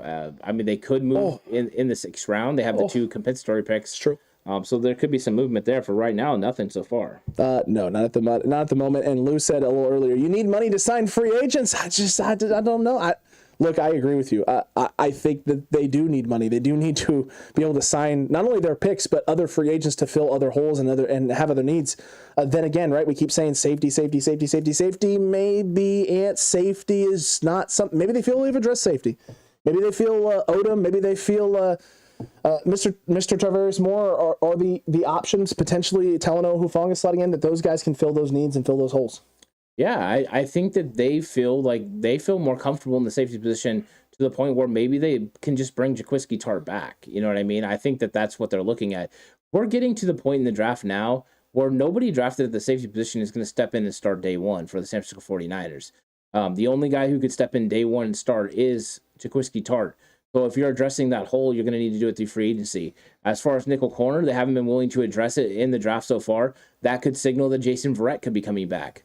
So those are some things that could definitely happen. And this draft was going to provide clarity in that area. And so far it has. We don't know if Alex Mack is going to be back. They haven't addressed the center position. True. And we don't know about Verrett or Quisky Tart, but potentially those things are going to be addressed in free agency too. So it looks like the 49ers were comfortable with the moves that they're making and going to continue to make. And Denver just went wide receiver. Montrell Washington out of Samford. Whoa. Okay. Okay. 5'8", Ant ran a 4.48, 176. Interesting selection there for him. It's a slot guy. You know, it's a guy that's going to play the slot. And what is Russell Wilson like? He likes Tyler. He had Tyler Lockett, so now they're going to need Montreal Washington. I'm a little surprised it wasn't Kyle Phillips at that spot, but hey, it's fine. Kyle Phillips still being on the board is definitely surprising to me. I really like Kyle Phillips. I love Kyle Phillips, Ant. Absolutely love him. And yes, I saw earlier Nick had asked, is O'Neal still available? And I saw JLA said yes. And the Niners did meet with him as well. Horst has talked about liking Leon O'Neal in his tape there. Freddie McDray just asked, what do you guys think of Yusuf Corker out of Kentucky, the safety prospect? There's definitely some positive things out of him on film. This the real question is this guy better than anyone else that's currently on the roster? I don't think so. Yeah, Yusuf Corker is a good player, and I think you would add to your special teams. The question is, when is this guy going to develop to the level of playing, right? Is he going to be able to play? Talanoa Hufanga, you got in the 5th round last year. So you're potentially getting a guy at 172 that has the same value as Talanoa Hufanga. And we've already seen Hufanga do it in the system for a year already. We know there needs to be the improvement in the pass coverage part of his game, but he can definitely get better at that. And I think that right now they're looking at Tarvarius Moore as the starter next to Jimmy Ward and potentially Quisky Tart coming back. I think that is a real option for the 49ers. It definitely is, man. It definitely is. It's definitely an option for San Francisco, and they could go that way. Who in the right mind would willingly rely on Verrett at this point, says John Shue. Look, it's unfortunate, everything that's happened with Jason Verrett. And if you're the Niners, you could go that route and rely on Verrett, but you'd be relying on him more in the slot at this point than anything else. And if you felt really good about Darqueze Dennard and you felt really good about Dante Johnson and what they could do, or potentially the development of why am I blanking? Diamador Lenore, Ant, then maybe Kyle Phillips just got drafted by the Tennessee Titans. Oh, Tennessee! Oh, yeah. Oh, what incredible value that would have been, Ant, at 174. Yeah, it would have been wonderful, but that's not going to happen. He's gone, so we're going to have to mark him off the list. That's depressing. That's just depressing. Yeah, JLA, they did. They got him. Well, the Niners are just sitting pat, man. They're just going to go BPA the rest of this draft. I would be shocked to see a single trade from San Francisco at this point. I don't know. Maybe packaging 220, 221 maybe? You have 220, 221 you could potentially use if they wanted to move up. They could also use something from next year and just move 220, move up from 220 or 221. So there's potential. Wow. The Raiders are actually taking their time. This is the first time I've seen the clock and the pick is in. Come on, so that's interesting. And then something I saw brought up in chat is about the Mr. Irrelevant. It is cheaper to draft someone at the Mr. Irrelevant pick than to assign them as an undrafted free agent. Yep. So there you go. I think that maybe that's what they do. They just take one of their priority undrafted free agents as pick 262 if they still have that pick. The question will just be, who is that guy, right? Who is their priority undrafted free agent that they're targeting? They could trade some of those 6, says 49ers Media. You're right, they could. 49er Media, they could trade some of those 6-round picks and move up. They definitely could. The problem is at this point, at 164, and the Rams have just traded up. And so the Rams are now being aggressive. They've moved up here at 164. They see a wide receiver go off the board. Are they going to go wide receiver here? Potentially. I think what they're probably trying to do is just jump ahead of Minnesota. Possibly. So Minnesota's been, attacking the defense in a huge way with this draft. So maybe they're going to do that again. Definitely could be the case there. My apologies, TCC, for the, of course, the wonderful people who just keep creating. They just keep creating accounts, Ant. Just keep on creating accounts. And they just can't not create accounts. Wonderful stuff there. Absolutely wonderful. So we'll see. We'll see what the Rams decided to do here. So we now understand why the Raiders were just sitting tight, Ant. We understand now. We get why. They were trying to work on a trade option. Yeah, for sure. Very true. Frank, thank you, my guy. We appreciate that. We really do appreciate it. So we're going to see. We're going to see what happens. 252 is a punter, says Floyd Daniels. And so TCC is still on the punter train. I get it. I definitely get it. I wonder if special teams and the punting position will be something they actually address. The Rams pick is in. We're going to see who the selection is for them at 164. Yeah, I'm curious where they're going to go. So far, they haven't had very much picks, and they had to use draft capital to go up and get somebody right here. But I wonder who they're targeting. I wonder what the position is, because this could potentially be somebody the Niners would have been interested in. I see the Niners on the ticker there. We're getting really close. So I'm like, all right, who is this going to be? You know what I mean? Agreed. TC, I'm going to put a poll up in the chat right now. What position will the 49ers address at pick 174? Want to hear from you. Is it going to be center? Is it going to be wide receiver? Is it going to be a linebacker? Or is it going to be we'll go with a safety option, and we'll go with a safety. And instead of a wide receiver, I'll go cornerback, TCC. We want to see what you all are thinking here. Poll is live right now, so go ahead and hit your votes. Make your selections there in the live chat. Let's see what you're thinking. HR is saying this is not a playoff team roster just yet, so he doesn't believe the Niners are still a playoff team, Ant, despite the fact that you were just in the NFC Championship game. I mean, you don't know. I think it's a playoff roster. I do think that. I don't know if it's a Super Bowl caliber roster yet. I think they're still trying to build on that.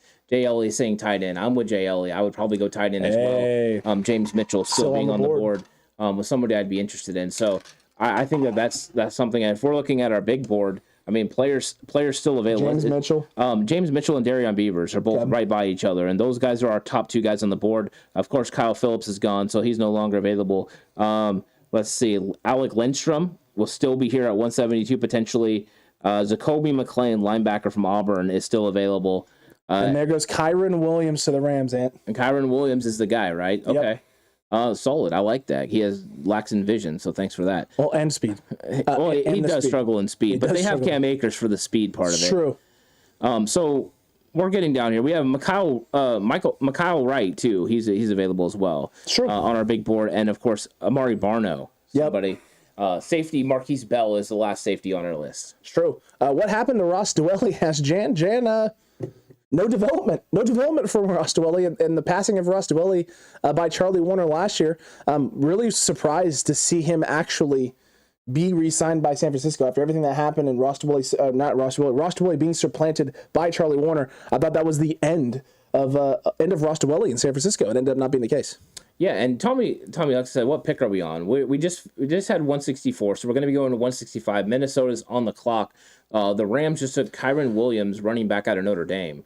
So we're getting really close. We're about, what is it? Is it 8 picks? We're 8 picks away from the Niners being able to pick at 172. So it's going to be interesting. Very true, Ant. Very true. Why not reach on Mitchell? Great potential at this point, says Lou. I would agree with that. I wouldn't mind the Niners coming up a little bit to make sure they got the guy that they targeted if they thought the best player available, or if someone had a lot of value at this point. Yeah, I think so. I think looking at the board, I mean, this is an opportunity. If you went offensive line with Burford, are you going to go offensive line again? Even though I like Alec Lindstrom a lot, I don't know. I don't know if you'd go offensive line, and we even put out in our 5 bold predictions they wouldn't go interior offensive line. True. At least with a guy that's been playing interior. So that might not happen. And BV just sent us $5 super chat. Thank you so much, BV. We really appreciate it. Thank you, BV. Appreciate that a lot, my guy. The $5 super chat indeed. And Freddie McDrade says Mitchell at 172, Lindstrom at 187. Solid. I would love that. That'd be great. Yeah, I would definitely love that. Except for then I would miss my guys, Zacoby McClain, with the murder pick at 187. You would miss him with the murder pick at 187. You're not wrong. Come on, I didn't get Damari Mathis. I need to get Zacoby McClain. I need to get one of your guys. I need it in my life. One of these guys needs to get got by you. I agree with you. The good thing is, right, there's lots of good players, and JLE says I like that Freddie. So JLE's on board as well.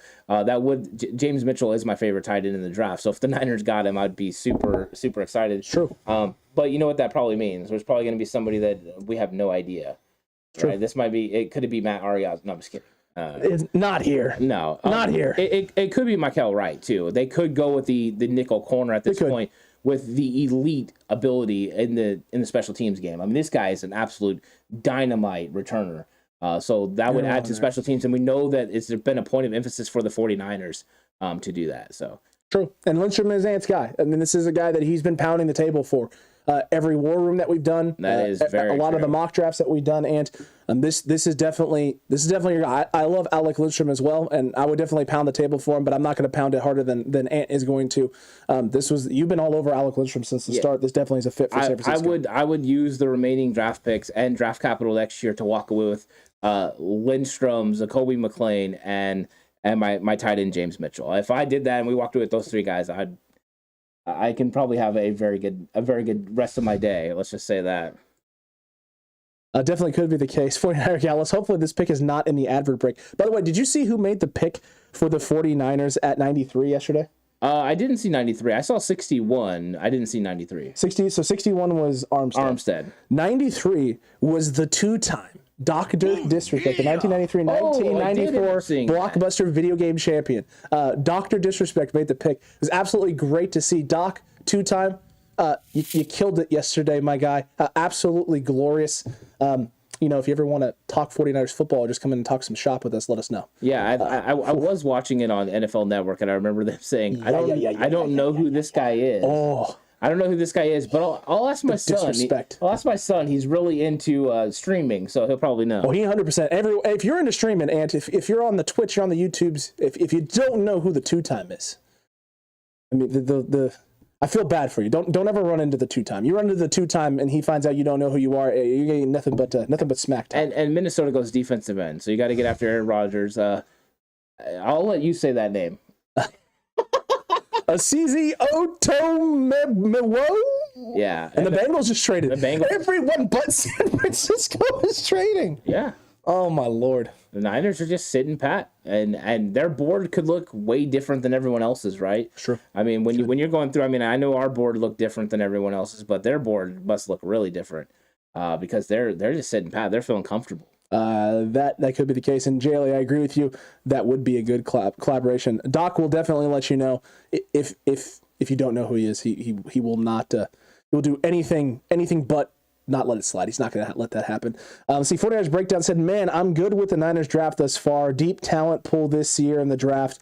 Definitely was the case. There's definitely a lot of talent, a lot late. I mean, the fact that there's some of these names sitting here on the board right now here in round 5 that we absolutely love. They're still on our big board and for the top 50 players, 49 players that the Niners could go after and get.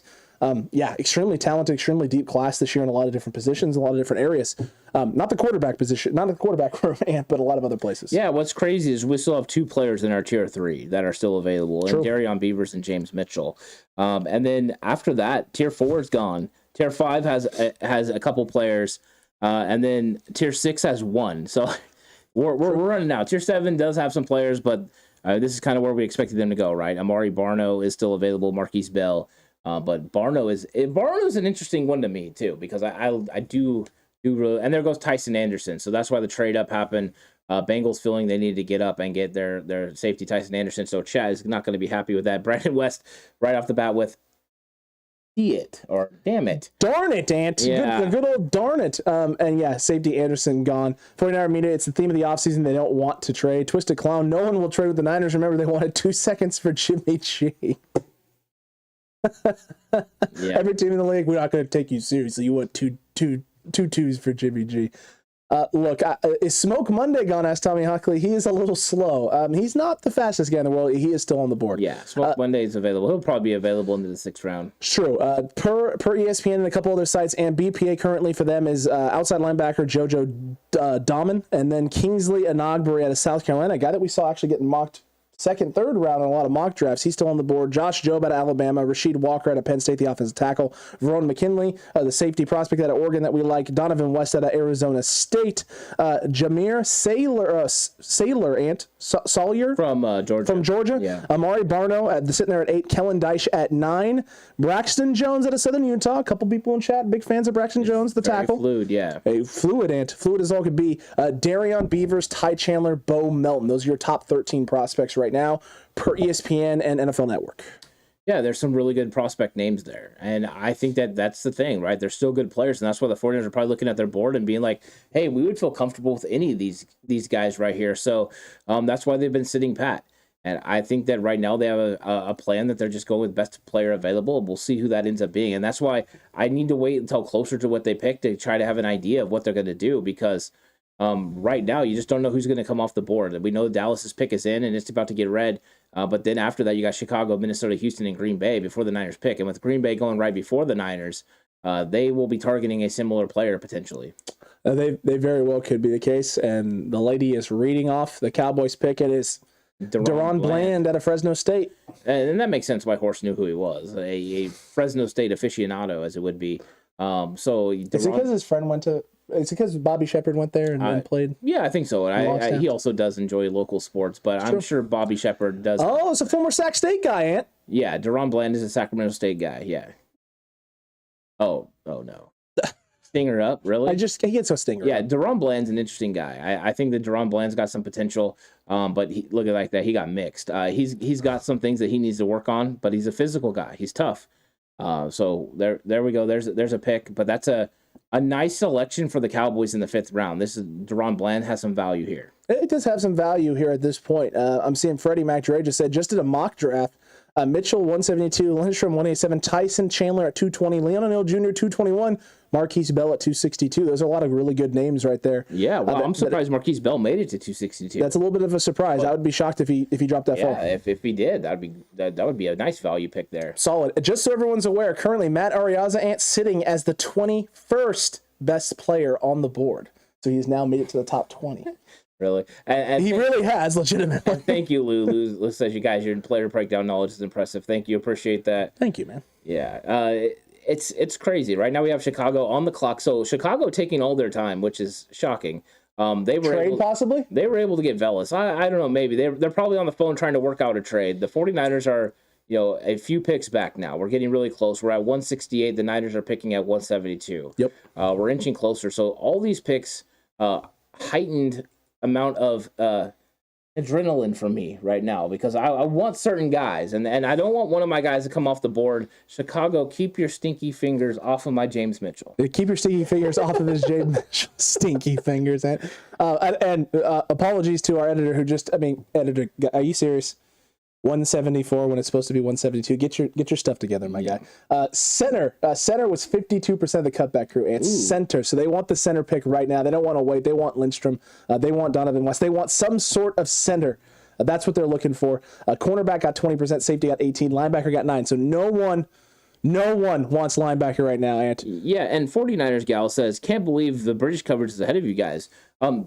Actually, overseas stuff like with Game Pass.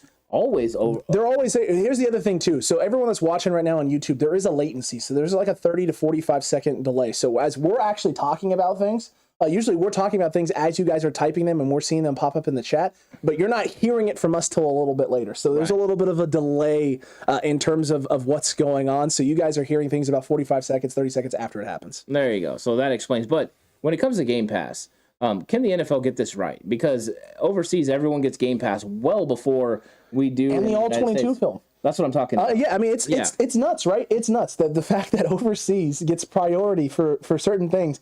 I get that they're trying to, ingratiate the NFL and the National Football League, right? They're trying to actually make it a national brand and get these people, game film and start to, entice them into being a part of this football culture and expand the brand outside of the United States. I understand that. But can we not crap all over the folks here in America and not give them access to things, or in our case, right, actually going to watch all 22 film breakdowns and half of a game not being up and available 24 hours afterwards? Well, yeah, what's nice. Luckily, there are some really nice people that would send us game film. It's true. Allow us to download it, which we really appreciated. So thank you for that. And Lou is saying tight end was not a choice in the poll, Alex. True. So tight end could be the options. Wow. Maybe center's not an option. How is tight end not it should have been the number one option? And matter of fact, it was the option I substituted out for safety. So there's that. Oh. Yeah. Ouch. Big ouch. In all honesty, I didn't think James Mitchell would fall this far. Eh? No, I didn't either. Michael Duran says Braxton Jones or Veron McKinley. Okay. So he's thinking offensive tackle potentially, safety from Oregon. Veron McKinley is a ball hawk. This guy creates turnovers. So like nothing. At this point in the draft, Veron McKinley would have a tremendous amount of value. I wonder if they would go Braxton Jones. He reminds me of Jalen Moore as far as he's really good in the pass. He's fluid enough to get to the second level. But I wonder about him being able to, anchor a little bit. And also the run blocking game. I think he does need to get cleaner at the point of attack. So that would be something that I still think potentially, but I mean, in the 5th round, there's a lot of value there. There's definitely a lot of value there. Do we have pick 252? We have 262. So we have the Mr. Irrelevant, that last pick there. A kicker. You're considering a kicker? What Dillard thought that up? LOL. Literally Frank. Literally you, my guy. And the Bears are about to make their selection, and that kid has a nice frown on his face. Wow. He doesn't look very happy or excited. He must have read the card. True. Hopefully they didn't give him a name. He can't read it. He's sitting there right now going, I don't know how to say this. I'm going to butcher the crap out of this. They've probably been practicing. That's why you had to go on the clock. I had to practice how to say this name, probably. Hopefully it's something easy for the poor kid. Let's see. We're going to find out here in a second if it's an easy name or if it's a little bit more difficult. It looked like Braxton Jones. There you go. So it's Braxton Jones. he's off the board, and this is a nice selection for Chicago. And thank you for Chicago for keeping your stinky fingers off of my guy. Yeah, keeping their stinky fingers off, Ant, is important. Chicago, though. It's definitely Chicago important. Deep dish pizza, wonderful. So they got that going for them. Very true. They definitely have that going for them, Ant, in a big way. In a big way, Ant. In a big way. So look at that. Absolutely phenomenal. Absolutely phenomenal. So there's always that, Ant. There's always that. Definitely always that. So we'll see. Braxton Jones off the board there. No, my pick said Michael Duran, and you're not right. You're not wrong. There he goes. He is gone. He is out of here. Hate to see it, Ant. You really do hate to see it. Yeah, I mean, he's a solid athlete and a good player. And I think what they're trying to do with Justin Fields, this was a nice pick. Braxton Jones is going to fit the new scheme and what they're trying to do there. And thank you for giving that kid a name that he could say. Braxton Jones, probably one of the easier names in this draft to say, because earlier I kind of Wazaruke kind of got me at first. So very true. And Minnesota's pick is in. This is the 169. So we're getting closer and closer to the 49ers pick. Houston, Green Bay, the only ones in the middle, and of course we're waiting for Minnesota's pick to be announced. That's all we want. That's all we want. JLE, right? You would think YouTube, with as much as they are all over content and content moderation throughout the platform, you would think anyone who would automatically type in a username to the extent that some of these people have and some of the account names they have, it would just be like an auto ban, right? It would just be like sorry, not happening. Especially after the lawsuit they had a couple years ago with the people taking advantage of children and children's content. You'd think. Yeah, you just don't know. But there goes Ty Chandler to the Minnesota Vikings. North Carolina's Ty Chandler. There's a 4.3 speed. So another very good player with a lot of value and going higher than the other mock drafts had seen him. So there you go. Oh, Mark, come on, man. Come on. Nobody needs to know that you're going from 6 to midnight, my guy. No one needs to know that. Longtime Niner fan, thanks. Look, Minnesota did take Ty Chandler. So there's the 4.39 speed, a guy that a lot of 49ers fans were taking to San Francisco later. Not happening here. You're not getting that later, and it's not